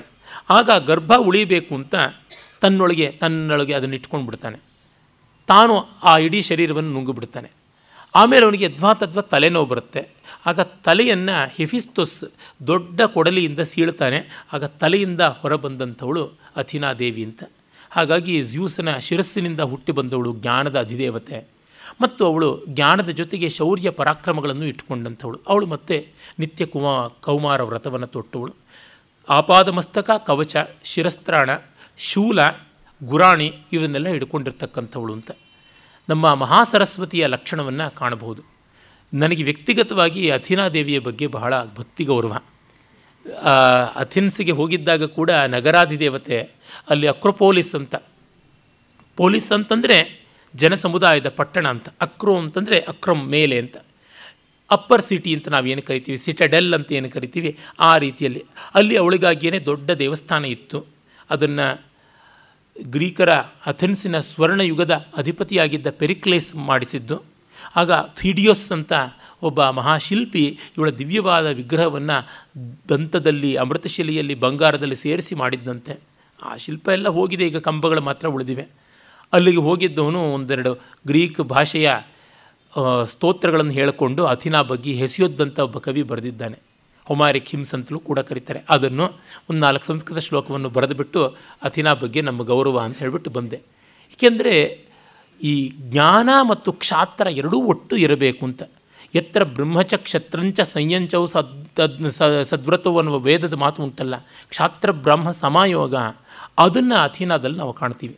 ಮತ್ತು ಅವಳಿಗೆ ವೀರರು, ಬುದ್ಧಿವಂತರು, ಪ್ರಾಮಾಣಿಕರು, ಉತ್ಸಾಹಶಾಲಿಗಳು, ಕೀರ್ತಿಕಾಂಕ್ಷಿಗಳು ಇವರೆಲ್ಲರ ಬಗ್ಗೆ ಅಭಿಮಾನ ಉಂಟು. ಅಂದರೆ she is always for the achievers. ಈ ಸಾಧನೆ ಮಾಡಬೇಕು ಅನ್ನೋರಿಗೆ ಅವಳು ಪ್ರೀತಿಪಾತ್ರಳಾದವಳು ಅಂತ. ಅವಳ ಲೀಲೆಯನ್ನೇ, ಅವಳ ವಿಶೇಷವಾದ ಅನುಗ್ರಹವನ್ನೇ ನಾವು ಒದೆಸಿಯಾ ಕಾವ್ಯದ ಪೂರ್ತಿ ಕಾಣ್ತೀವಿ. ಇಲ್ಲಿ ಕೂಡ ಅಷ್ಟೇ ಗ್ರೀಕರ ಪಕ್ಷದಲ್ಲಿ ಅವಳಿದ್ದಳು ಅಂತ ಗೊತ್ತಾಗುತ್ತದೆ. ಹೀಗೆ ಅವಳೊಬ್ಬಳು ಸದಸ್ಯೆ. ಅವಳು ಬುದ್ಧಿವಂತ ಪಕ್ಷಿಯ ಅಂತ ಹೆಸರಾದ ಗೂಬೆಯನ್ನು ತನ್ನ ಲಾಂಛನದಲ್ಲಿ ಇಟ್ಟುಕೊಂಡಿದ್ದಾಳೆ ಅಂತಲೂ ಅದು ಕೂಡ ಗೊತ್ತಾಗುತ್ತದೆ. ಮತ್ತು ಇನ್ನೊಬ್ಬ ಹರ್ಮೀಸ್. ಅವನು ಹರ್ಮೀಸ್ ದೇವ ಸಂದೇಶವಾಹಕ. ವಿಶೇಷವಾಗಿ ಜ್ಯೂಸನ ಸಂದೇಶವನ್ನು ಎಲ್ಲ ಕಡೆಗೆ ತೊಗೊಂಡು ಹೋಗ್ತಾನೆ. ಅದಲ್ಲದೆ ಐರಿಸ್ ಅಂತ ಒಬ್ಬಳಿದ್ದಳು. ಅವಳು ಜ್ಯೂಸನ ಸಂದೇಶವಾಹಕಿಯಾಗಿದ್ದಳು. ಅವಳು ಕಾಮನ ಬಿಲ್ಲಿನ ಜಾರುಗುಪ್ಪೆ ಮೇಲೆ ಜಾರಿಕೊಂಡು ಬಂದು ಸಂದೇಶ ಕೊಡ್ತಾ ಇದ್ಳು ಅಂತ. ಇನ್ನೊಬ್ಬಳು ಐರಿಸ್ ಅಂತ ಇನ್ನೊಬ್ಬಳಿದ್ದಾಳೆ. ಅವಳು ಕಲಹ ದೇವತೆ. ಅವಳಿಗೆ ಮಂತ್ರಿಮಂಡಲದಲ್ಲಿ ಈ ದೇವಲೋಕದ 12 ಸದಸ್ಯರಲ್ಲಿ ಸ್ಥಾನ ಇಲ್ಲ. ಐರಿಸ್ಗಾಗಲಿ ಮತ್ತು ಇವಳಿಗಾಗಲಿ, ಕಲಹ ದೇವತೆ ಐರಿಸ್ಗಾಗಲಿ ಇಲ್ಲ. ಯುದ್ಧ ದೇವತೆ ಏರಿಸ್ ಗಂಡು, ಅವನಿಗೆ ಉಂಟು. ಮತ್ತು ಈ ದೇವದೂತನಾದಂತಹ ಹರ್ಮೀಸನಿಗೆ ಉಂಟು. ಮತ್ತು ಜಲದೇವತೆಯಾದ ಪೊಸೈದನ್ನನಿಗೆ ಉಂಟು. ಪೊಸೈದನ್ನನ ಸಂಸಾರಕ್ಕೂ ಲೆಕ್ಕ ಇಲ್ಲ. ಅವನು ತ್ರಿಶೂಲವನ್ನು ಇಟ್ಟುಕೊಂಡವನು. ನೋಡಿ, ಈ ಸಂದರ್ಭದಲ್ಲಿ ಹೇಳಬೇಕೇನೆಂದರೆ, ಪೊಸೈದನನ ಕೈಯಲ್ಲಿರ್ತಕ್ಕಂಥ ತ್ರಿಶೂಲವನ್ನು ಈ ಕ್ರೈಸ್ತರು ಸೇಟನನ ಕೈಯಲ್ಲಿ ಆಯುಧ ಮಾಡಿಬಿಟ್ರು. ಅಂದರೆ ಯಾವುದು ಪೇಗನ್ ಅಂತಿದೆ ಅದೆಲ್ಲ ಪಾತಕ ಅನ್ನುವಂತೆ ಮಾಡಿಬಿಟ್ಟು ಸೇಟನನ ಆಕೃತಿಯೊಳಗೆ ಈ ದಿವ್ಯಾಯುಧವನ್ನು ಸೇರಿಸಿಬಿಟ್ರು. ನಮ್ಮ ವರುಣನನ್ನೇ ಹೋಲ್ತಕ್ಕಂಥವನಾಗಿದ್ದಾನೆ ಪೊಸೈದನ್. ಮತ್ತು ಹೇಡೀಸ್, ಅವನು ಪಾತಾಳ ಲೋಕದ ನರಕದ ಅಧಿದೇವತೆ. ಅವನು ಹೆಚ್ಚಾಗಿ ಎಲ್ಲಿಗೂ ಬರುವಂಥವನಲ್ಲ. ಅವನು ಮದುವೆ ಆಗಿದ್ದು ಡೆಮಿಟರ್ ಅಂತ ಹೆಸರಾದ ಈ ಕ್ರೋನಸನ ಮತ್ತೊಬ್ಬ ಮಗಳು, ಅವಳ ಮಗಳನ್ನು. ಅವಳ ಹೆಸರು ಪರ್ಸಿಫೆನಿ ಅಂತ, ಪರ್ಸಿಫೋನಿ ಅಂತಲೂ ಕೂಡ ಹೇಳ್ತಾರೆ. ಅವಳನ್ನು ಒಮ್ಮೆ ಇವನು ಅಪಹರಣ ಮಾಡಿಬಿಡ್ತಾನೆ. ಡೆಮೆತೋರ್ ಅಥವಾ ಡೆಮಿಟರ್ ಅಂತ ಏನು ಕರೀತಾರೆ, ಈ ಹೆಸರು ಗ್ರೀಕ್ ರೋಮನ್ ಎರಡೂ ಸಂಸ್ಕೃತಿಯಲ್ಲೂ ಹಾಗೆ ಉಳಿದಿದೆ. ಅವಳು ಭೂಮಿಯ ದೇವತೆ, ಭೂಮಿಯ ಹಸುರಿನ ದೇವತೆ, ಕೃಷಿಯ ದೇವತೆ. ಅವಳ ಮಗಳು ಪರ್ಸಿಫೋನೆ ಒಮ್ಮೆ ಮುಗ್ಧ ಮನೋಹರವಾಗಿ ಉದ್ಯಾನದಲ್ಲಿ ಹೂಗಳನ್ನು ಆಯ್ತಾ ಇದ್ದಾಗ ಭೂಮಿಯನ್ನು ಭೇದಿಸಿಕೊಂಡು ಈ ನರಕ ದೇವತೆ ಹೆದೀಸ್ ಬಂದು ರಥದಲ್ಲಿ ಕೂಡಿಸ್ಕೊಂಡು ಹೊರಟು ಹೋಗ್ಬಿಟ್ಟ. ಅವಳು ಪಾತಾಳ ಲೋಕದಲ್ಲಿ ಇರಬೇಕಾಯಿತು, ಬಲವಂತವಾಗಿ ಇವನು ಮದುವೆ ಆಗಿರಬೇಕಾಯಿತು. ಅರೆ, ಅವಳು ಪಾತಾಳದಲ್ಲಿ ಮೊದಲೇ ಆಹಾರ ತೊಗೊಂಡ್ಬಿಟ್ಟಿದ್ದರಿಂದ ಬಿಟ್ಟು ಬರೋಕ್ಕಾಗಲಿಲ್ಲ. ಅವನ ಅನ್ನದೃಣ ಇತ್ತು. ದೇವತಾ ಲೋಕದಲ್ಲಿ ದೊಡ್ಡ ಚರ್ಚೆ ಆಗುತ್ತೆ. ಅವಳು ಡೆಮಿಟರ್ ತನ್ನ ಮಗಳಿಲ್ಲ ಅಂತಂದರೆ ತಾನು ವಿರೋಧೇ ಇಲ್ಲ ಅಂತ ಅವಳು ಪೂರ್ತಿ ಎಲ್ಲೋ ಅಜ್ಞಾತಳಾಗಿಬಿಡ್ತಾಳೆ. ಇಡೀ ಜಗತ್ತಿಗೆ ಕ್ಷಾಮ ಬಂದುಬಿಡುತ್ತೆ. ಹಸಿರಿಲ್ಲ, ಹೂವಿಲ್ಲ, ಮಲರಿಲ್ಲ, ಏನೂ ಇಲ್ಲ. ಆಗ ದೇವತೆಗಳೆಲ್ಲ ಇವಳನ್ನು ಕೇಳ್ಕೊತಾರೆ. ಆಗ ಮಗಳನ್ನು ಕೆಲಕಾಲವಾದರೂ ತನ್ನ ಬಳಿ ಇರಬೇಕು ಅಂತ. ಆಗ ವರ್ಷದಲ್ಲಿ 3 ತಿಂಗಳು 6 ತಿಂಗಳು ಅಂತ ಹೀಗೆ ಇಲ್ಲಿರೋದು ಅಲ್ಲಿರೋದು ಅಂತ ವಿಭಾಗ ಮಾಡಿದ್ದು. ವಸ್ತುತಃ ಇದು ಋತುವಿಗೆ ಸಂಬಂಧಪಟ್ಟಿದ್ದು. ವಸಂತ ಋತು ಬಂದಾಗ ಜಗತ್ತಿಗೆ ಬರುವ ಶೋಭೆ, ಮತ್ತು ಹೇಮಂತ ಶಿಶಿರದಲ್ಲಿ ಜಗತ್ತೆಲ್ಲ ಹಿಮಾವೃತವಾಗಿ ಸ್ತಬ್ಧವಾಗಿ ಹೋಗುವಂಥದ್ದು, ಅದನ್ನಿಟ್ಟುಕೊಂಡು ಮಾಡಿದ್ದು. ಅಂದರೆ ಇಲ್ಲಿ ನಾವು ಕಾಣಬೇಕಾದ ಸ್ವಾರಸ್ಯ ಏನೆಂದರೆ, ಆ ಪ್ರಾಕೃತಿಕವನ್ನು ಹೇಗೆ ಪೌರಾಣಿಕವಾಗಿ ಮಾಡ್ತಾರೆ ಅಂತ. ನಮ್ಮಲ್ಲಿ ಆ ಥರದ ಎಷ್ಟೋ ಸ್ವಾರಸ್ಯಗಳನ್ನು ಕಾಣ್ತೀವಿ. ಈ ಮಗಳು ಬರ್ತಾಳೆ, ಆಗ ಅವಳಿಗೆ ತಾಯಿಗೆ ಸಂಭ್ರಮ. ಎಲ್ಲೆಲ್ಲೂ ಹಸಿರು, ಹೂವು, ಹಣ್ಣು ಎಲ್ಲ ತುಂಬಿಕೊಳ್ಳುವಂಥದ್ದು ಅಂತ ಗೊತ್ತಾಗುತ್ತದೆ. ಮತ್ತು ಇನ್ನೊಬ್ಬ ದೇವಿ ಅರ್ತೆಮಿಸ್, ಅಪೊಲ್ಲೋನ ಅವಳಿ ಸೋದರಿ, ಅವಳು ಇರ್ತಾಳೆ ಅಲ್ಲಿ ಸದಸ್ಯೆಯಾಗಿ. ಆಮೇಲೆ ಮತ್ತೊಬ್ಬ ದೇವತೆ ಇರ್ತಾನೆ. ಅವನು ಮದ್ಯಾದಿ ದೇವತೆ, ರಂಗಾದಿ ದೇವತೆ ಆದಂಥ ಬ್ಯಾಕಸ್ ಅಂತ ರೋಮನ್ರಲ್ಲಿ ಹೇಳ್ತಕ್ಕಂಥದ್ದು. ಇಲ್ಲಿ ನಾವು ದಿಯೋನಿಸಸ್ ಅಥವಾ ಡಯೋನೀಸಸ್ ಅಂತ ಕರಿತೀವಿ. ಗ್ರೀಕ್ ರುದ್ರನಾಟಕಗಳಿಗೆ, ಟ್ರ್ಯಾಜಿಡಿಗಳಿಗೆ ಅಧಿದೇವತೆ ಇವನು. ಅವನು ಮದ್ಯಕ್ಕೆ ಅಧಿದೇವತೆ, ಅವನು ಪೂರ್ವ ದೇಶದಿಂದ ಬಂದವನು ಅಂತೆಲ್ಲ ಬೇಕಾದಷ್ಟು ಹೇಳ್ತಾರೆ. ಹೀಗೆ ಇಷ್ಟು ಜನ ದೇವದೇವತೆಯರು ಅಲ್ಲಿ ಸ್ಥಾನದಲ್ಲಿ ಇರ್ತಾರೆ. ಅವರ ಜೊತೆಯಲ್ಲಿ ಸಮಾಲೋಚನೆ, ಚರ್ಚೆ, ಕಡೆಗೆಲ್ಲರೂ ಜ್ಯೂಸನ ಒಮ್ಮತಕ್ಕೆ ಬಂದೇ ಬರ್ತಾರೆ. ಆದರೆ ತಗಾದೆಯಂತೂ ಆರಂಭದಲ್ಲಿ ತಪ್ಪುವಂಥದ್ದಲ್ಲ. ಹಾಗೆ ಈ ಒಂದು ಪುರಾಣದ ಮುಖ್ಯ ಕಥೆಗಳ ಒಂದು ಹಿನ್ನೆಲೆಯ ದೇವತೆಗಳನ್ನು ನಾವು ನೋಡ್ತೀವಿ. ಅದಲ್ಲದೆ ಟೈಟನ್ರು ಅಂತ, ದೈತ್ಯರು ಅಂತ ಅವರ ಒಂದು ವರ್ಗ ಉಂಟು. ಹಾಗಲ್ಲದೆ ಇವರು ಫ್ಯೂರಿಗಳು, ಕೇರಿಗಳು, ಪಾಪದೇವತೆಗಳು ಮತ್ತು ಕೈರೋನ್ ಅಥವಾ ಸೈರೋನ್ಗಳು ಅಂತ ಬೇರೆ ರಾಕ್ಷಸಿಯರು, ಆ ಥರದ ಒಂದು ದೊಡ್ಡ ವರ್ಗವೇ ಉಂಟು. ಮತ್ತು ಸೈಕ್ಲೋಪ್ ಅಂತ, ಕ್ಲೋಪ್ ಅಂತಂದರೆ ಕ್ಲೋಪ್ ಅಂದರೆ ಕಣ್ಣು ಅಂತ ಅರ್ಥ. ಲೋಪ್ ಅಂದರೆ ಚಕ್ರಾಕಾರವಾಗಿರ್ತಕ್ಕಂಥ ಕಣ್ಣುಗಳು ಅನ್ನೋ ಕಾರಣದಿಂದ ಸೈಕ್ಲೋಪರು ಅಂತ. ಅವರೆಲ್ಲರೂ ಕೂಡ ಒಂದು ವರ್ಗದ ದೈತ್ಯರು. ಇವರಲ್ಲಿ ಒಬ್ಬ ನಮಗೆ ಗೊತ್ತಿರುವಂತೆ ಪ್ರಸಿದ್ಧನಾದಂಥ ಪ್ರೊಮಿಥಿಯಸ್. ಅವನು ಪ್ರೊಮಿಥಿಯಸ್ ದೇವಲೋಕದಿಂದ ಅಗ್ನಿಯನ್ನು ಕದ್ದು ಭೂಲೋಕಕ್ಕೆ, ಮನುಜಕುಲಕ್ಕೆ ಮೊದಲು ತಂದುಕೊಟ್ಟವನು ಅಂತ. ಅವನು ತಂದುಕೊಟ್ಟ ಅಗ್ನಿಯ ಕಾರಣದಿಂದ ದೇವತೆಗಳ ಸ್ವಾಮಿಯಾದ ಜ್ಯೂಸನಿಗೆ ಕೋಪ ಬಂದು ಅವನಿಗೆ ಕಾಕಸಸ್ ಪರ್ವತದ ಮೇಲೆ ಒಂದು ಶಾಶ್ವತ ದಂಡನೆ ಕೊಟ್ಟ. ಅವನು ದೈತ್ಯ, ಅಜರ, ಅಮರ.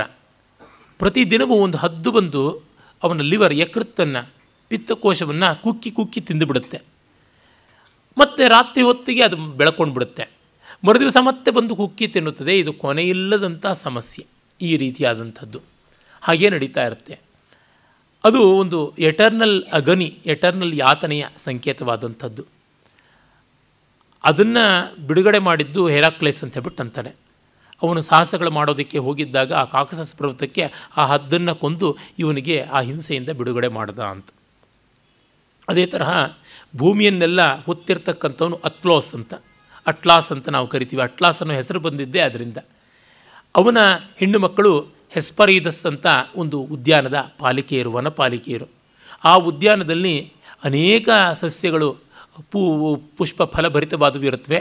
ಅದರೊಳಗೆ ಬಹಳ ವಿಶೇಷವಾದದ್ದು ಅಂತಂದರೆ, ಈ ಜ್ಯೂಸ್ ಮತ್ತು ಹೀರಾ ಮದುವೆ ಆದಾಗ ಅಜ್ಜಿ ಗಿಯಾ ಕೊಟ್ಟಂಥ ಒಂದು ಬಂಗಾರದ ಸೇಬು ಹಣ್ಣು. ಆ ಸೇಬಿನ ಹಣ್ಣನ್ನು ಬಿತ್ತನೆ ಮಾಡಿ ಒಂದು ದೊಡ್ಡ ಬಂಗಾರದ ಸೇಬುಗಳು ಬಿಡ್ತಕ್ಕಂಥ ಮರವನ್ನೇ ಬೆಳೆಸಿರ್ತಾಳೆ ಅಂತ. ಈ ಸೇಬನ್ನು ತರಬೇಕು ಅಂತ ಹೆರಾಕ್ಲಿಸ್ಗೆ ಒಮ್ಮೆ ಸವಾಲಾಗಿರುತ್ತೆ. ಅವನು ಅದಕ್ಕಾಗಿ ಹೋಗಿರ್ತಾನೆ ಅಂತ ಒಂದು ಕಥೆ. ಮತ್ತು ಇಂಥ ಸೇಬನ್ನೇ ಒಂದನ್ನು ಇಟ್ಕೊಂಡು ಅಟಲಾಂಟ ಅಂತ ಒಬ್ಬ ತರುಣಿನ ಸಂಮೋಹನಗೊಳಿಸಿದ ಒಬ್ಬ ವೀರನ ಕಥೆ. ಹೀಗೆಲ್ಲ ಬೇಕಾದಂತೆ ಬೆಳಕೊಂಡಿವೆ. ಈ ಕಥಾ ಸ್ವಾರಸ್ಯಗಳನ್ನು ಹೇಳ್ತಾ ಹೋದರೆ ಕೊನೆ ಮೊದಲಿಲ್ಲ. ಇಲ್ಲಿಗೆ ನಾನು ನಿಲ್ಲಿಸ್ತೀನಿ. ಮುಂದೆ ಸಂದರ್ಭೋಚಿತವಾಗಿ ಬಂದಾಗ ಆ ಪುರಾಣ ಕಥೆಗಳನ್ನು ನಾವು ನೋಡಬಹುದು. ಇನ್ನು ನೇರವಾಗಿ ನಾವು ಹೋಮರ್ನ ಕಾವ್ಯದ ಹಿನ್ನೆಲೆಗೆ ಬರ್ತೀವಿ. ಹೋಮರ್ನ ಕಾವ್ಯ ಇಲಿಯದ್ ಅಂತ ಯಾವುದಿದೆ, ಇಲಿಯಂ ನಗರವನ್ನು ಕುರಿತದ್ದು. ಟ್ರಾಯ್ ನಗರಕ್ಕೆ ಇನ್ನೊಂದು ಹೆಸರು ಇಲಿಯಂ ಅಂತ ಹೇಳ್ಬಿಟ್ಟು. ಅದು ಹೇಗೆ ನಾಶವಾಯಿತು, ಎರಡು ನಾಗರಿಕತೆಗಳ ಸಂಘರ್ಷ ಹೇಗಾಯಿತು ಅಂತ ಈ ಬಗ್ಗೆ ಈ ಐತಿಹಾಸಿಕರು ಬೇಕಾದಷ್ಟು ಚರ್ಚೆ ಮಾಡಿದ್ದಾರೆ. ಹೆನ್ರಿ ಶ್ಲೀಮನ್ ಅನ್ನೋನು ಈಗ 1.5 ಶತಮಾನದ ಕೆಳಗೇನೆ ಹೋಗಿ ಶೋಧನೆ ಮಾಡಿದ್ದು ಏಷ್ಯಾ ಮೈನರ್ನಲ್ಲಿ ಯಾವ ಜಾಗದಲ್ಲಿ ಟ್ರಾಯ್ ನಗರ ಇತ್ತು ಅಂತ. ನಾನು ಅಥೆನ್ಸ್ನಲ್ಲಿ ಅವನ ಶೋಧನೆಯ ಆ ಒಂದು ಆರ್ಟಿಫ್ಯಾಕ್ಟ್ಸ್ ಅಂತ ಏನು ಕರೀತಾರೆ, ನಿಕ್ಷೇಪಗಳು, ಭೂ ನಿಕ್ಷೇಪಗಳು ಏನಿದ್ದವೋ ಅವುಗಳನ್ನು ಎಲ್ಲವನ್ನು ನೋಡಿ ಬಂದಿದ್ದೀನಿ. ಪ್ರತ್ಯೇಕವಾಗಿ ಅದನ್ನು ಅಧ್ಯಯನವೂ ಮಾಡಿದ್ದೀನಿ. ಕ್ರೀಟ್ನಲ್ಲಿ, ಏಜಿಯನ್ ಸಮುದ್ರದ ಬೇರೆ ಬೇರೆ ಭಾಗಗಳಲ್ಲಿ, ಕಾರಿಂತ್ನಲ್ಲಿ, ಆರ್ಗಾಸ್ ಮೊದಲಾದ ಅನೇಕ ಪ್ರಾಂತಗಳಲ್ಲಿ ಉತ್ಖನನ ಮಾಡಿ ಬೇಕಾದಷ್ಟು ತೆಗೆದಿದ್ದಾರೆ. ಬಂಗಾರದ ಆಭರಣಗಳನ್ನು ಮತ್ತು ಕಂಚಿನ ಬೇರೆ ಬೇರೆ ಪರಿಕರಗಳನ್ನು, ಆಯುಧಗಳನ್ನು, ಮಣ್ಣಿನ ಪಾತ್ರೆಗಳನ್ನು ಎಲ್ಲ.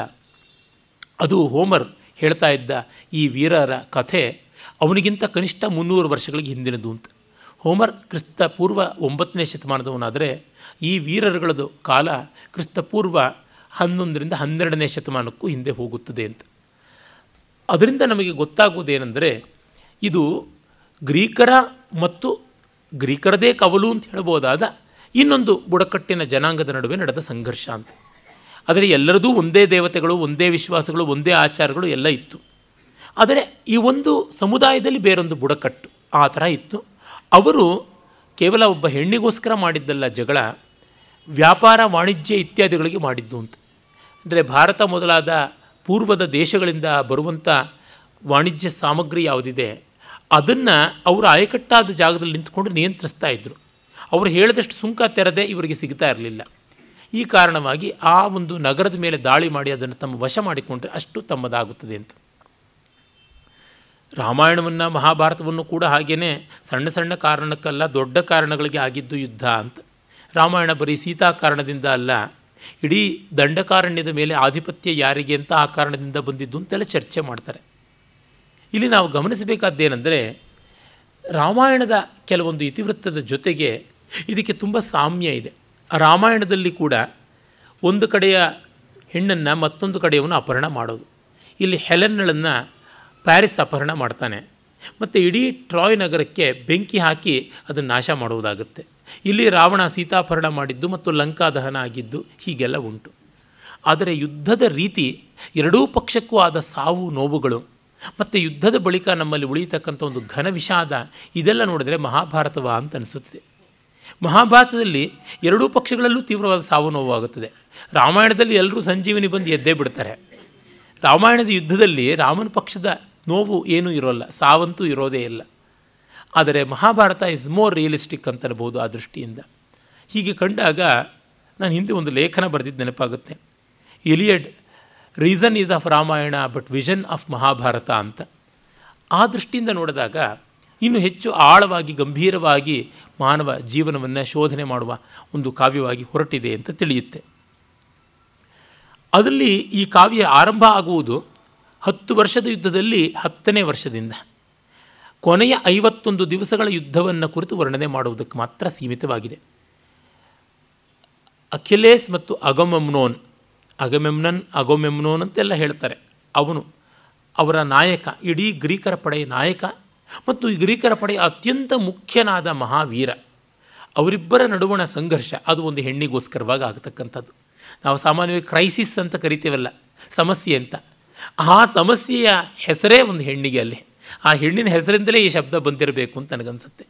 ಕ್ರೈಸಿಸ್ಗಳಿಗೆ ಆದ ಜಗಳದಿಂದ ಕಾವ್ಯ ಆರಂಭ ಆಗುತ್ತದೆ ಮತ್ತು ಮುಗಿಯುವಂಥದ್ದು ಗ್ರೀಕರ ವಿರೋಧಿಯಾದ ಟ್ರಾಯ್ ನಗರದ ಮಹಾ ಸೇನಾನಿ ರಾಜಕುಮಾರರಲ್ಲಿ ಮೊದಲನೇವನಾದಂಥ ಹೆಕ್ಟರ್ ಅಂತ ಯಾವನಿದ್ದಾನೆ ಅವನ ಮರಣಾನಂತರವಾಗಿ ಮಾಡಿದಂತಹ ಅಂತ್ಯ ಸಂಸ್ಕಾರ ಅದರಿಂದಾಗಿ ಮುಗಿಯುತ್ತದೆ.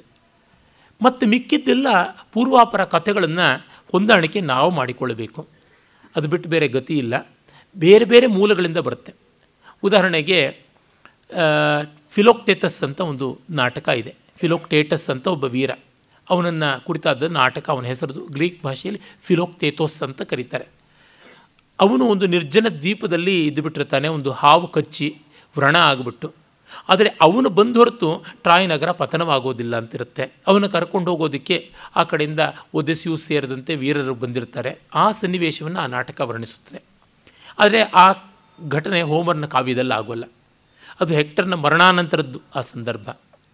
ಅದೇ ರೀತಿಯಾಗಿ ನಾವು ನೋಡುವಂಥದ್ದು ಒದೆಸ್ಸಿಯ ಕಾವ್ಯದಲ್ಲಿ ಎಷ್ಟೋ ಇಲಿಯಡ್ ಕಾವ್ಯದ ಪೂರಕವಾದ ಸಾಮಗ್ರಿ, ಟ್ರಾಯ್ ನಗರ ಹೇಗೆ ಬಿತ್ತು, ಅದು ಹೇಗೆ ಅಗ್ನಿಸ್ಪರ್ಶವಾಯಿತು, ಮತ್ತು ಹೆಲೆನ್ ಯಾವ ರೀತಿಯಾಗಿ ಮನಃಪರಿವರ್ತನೆ ಮಾಡಿಕೊಂಡ್ಲು, ಇಂಥದ್ದೆಲ್ಲ ವಿವರಗಳು ಬರ್ತವೆ.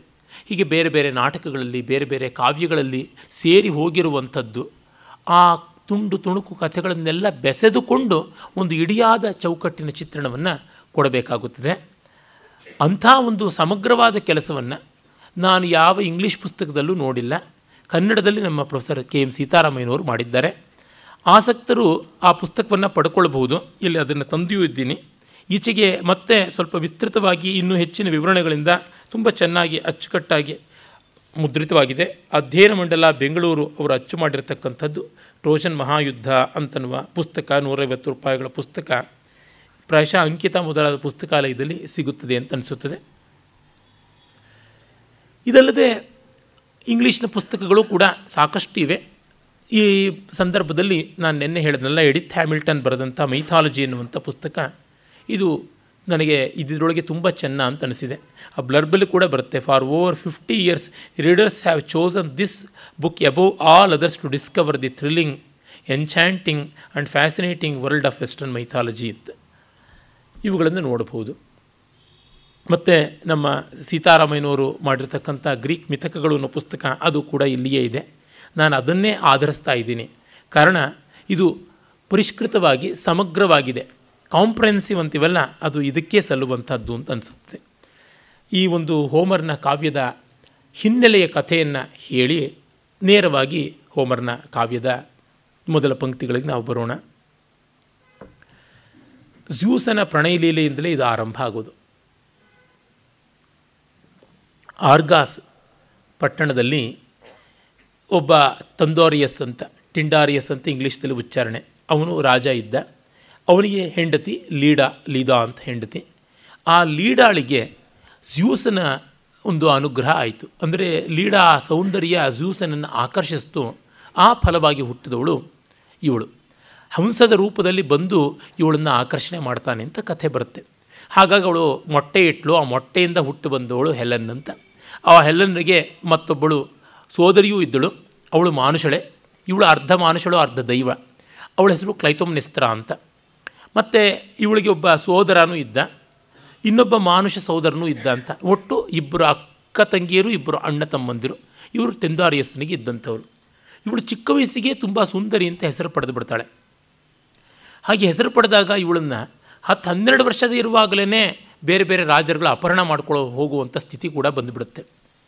ಪಿರಿಥ್ಯೂಸ್ ಮತ್ತು ಥೀಸಿಯೂಸ್ ಅನ್ನುವಂಥ ಇಬ್ಬರು ವೀರರು ಅಪಹರಣ ಮಾಡ್ಕೊಂಡು ಹೋಗ್ತಾರೆ. ಥೀಸಿಯೂಸ್ಗೆ ಇವಳ ಮೇಲೆ ಮನಸ್ಸಿರುತ್ತೆ. ಪಿರಿಥ್ಯೂಸ್ಗೆ ಸಾಕ್ಷಾತ್ ಅಧೋಲೋಕದ ದೇವರಾದಂಥ ಹೇಡೀಸನ ಹೆಂಡತಿ ಪರ್ಸಿಫೋನಿ ಮೇಲೆ ಮನಸ್ಸಿರುತ್ತೆ.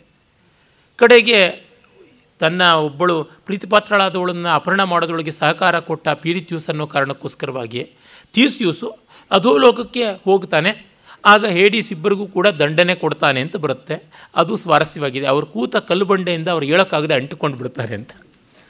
ಆಮೇಲೆ ಎಷ್ಟೋ ಕಾಲ ಆದಮೇಲೆ ಇವನು ಹೆರಾಕ್ಲೇಸ್ ಬರ್ತಾನೆ. ಸರ್ಬರಸ್ ಅಂತ ನರಕದ ನಾಯಿಯನ್ನು ಹೊತ್ಕೊಂಡು ಹೋಗೋ ಕೆಲಸ ಇರುತ್ತೆ ಅವನಿಗೆ. ಆಗ ಬಂದಾಗ ಇವರಿಬ್ಬರು ಬಂಡೆಗೆ ಅಂಟಿಕೊಂಡು ಶತಶತಮಾನಗಳಾದರೂ ಅಲ್ಲೇ ಇದ್ದಾರಲ್ಲ ಅಂತ ನೋಡಿ ನಗ್ತಾನೆ. ನಕ್ಕು ಥೀಸಿಯೂಸನ್ನು ಎಳ್ಕೊಳ್ತಾನೆ. ಆಗತ್ತೆ ಅವನು ಚರ್ಮ ಹರ್ಕೊಂಡು ಬಂದುಬಿಡ್ತಾನೆ. ಯಾಕೆಂದರೆ ಅವನು ಪರ್ಸಿಫೋನಿ ಮೇಲೆ ಕಣ್ಣು ಹಾಕಿರೋದಿಲ್ವಲ್ಲ, ನಿಜವಾಗಿ ಪೂರ್ತಿ ಕಣ್ಣು ಹಾಕಿದ್ದು ಪಿರಿಥ್ಯೂಸು. ಹಾಗಾಗಿ ಪಿರಿಥ್ಯೂಸು ಎಷ್ಟು ಪ್ರಯತ್ನ ಪಟ್ಟರೂ ಬಂಡೆಗೆ ಅಂಟಿಕೊಂಡಿರ್ತಾನೆ. ಅದೇ ಅವನ ನರಕದ ಶಿಕ್ಷೆ. ಈ ನರಕದ ಶಿಕ್ಷೆಗಳು ಬಹಳ ತಮಾಷೆಯಾಗಿರ್ತವೆ. ಸಿಸಿಫಸ್ ಅಂತ ಒಬ್ಬ ನಮ್ಮ ಡಿ ವಿ ಜಿಯವರು ಮಂಕುತಿಮ್ಮನ ಕಗ್ಗದಲ್ಲಿ ಹೇಳ್ತಾರೆ, ಸಿಸಿಫಸ್ಸನ್ನು ಬಂಡೆಯನ್ನು ಎತ್ತಿದಂತೆ ಅಂತ. ಅವನಿಗೆ ಏನು ದಂಡನೆ ಅಂತಂದರೆ ಬೆಟ್ಟದ ಮೇಲಕ್ಕೆ ಒಂದು ಬಂಡೆಯನ್ನು ಉರುಳಿಸಿಕೊಂಡು ಎತ್ತಿಳಿಸಬೇಕು. ಅಲ್ಲಿ ನಿಲ್ಲಿಸಿದ ತಕ್ಷಣ ಸುಸ್ತಾಗಿ ಮುಗೀತು ಕೆಲಸ ಅಂದರೆ ಉರುಳಿ ಕೆಳಕ್ಕೆ ಬರುತ್ತೆ, ಮತ್ತೆ ತಿರ್ಗಾ ತಗೊಂಡು ಹೋಗಬೇಕು ಅಂತ. ಅದೇ ರೀತಿ ಟಂಟಾಲಸ್ ಅಂತ, ಅವನು ತನ್ನ ಮಗನನ್ನೇ ದೇವತೆಗಳಿಗೆ ಬಲಿ ಕೊಟ್ಬಿಟ್ಟಿರ್ತಾನೆ. ಔತಣದಲ್ಲಿ ನರಮಾಂಸ ಭಕ್ಷಣ ಮಾಡಿಸಿರ್ತಾನೆ.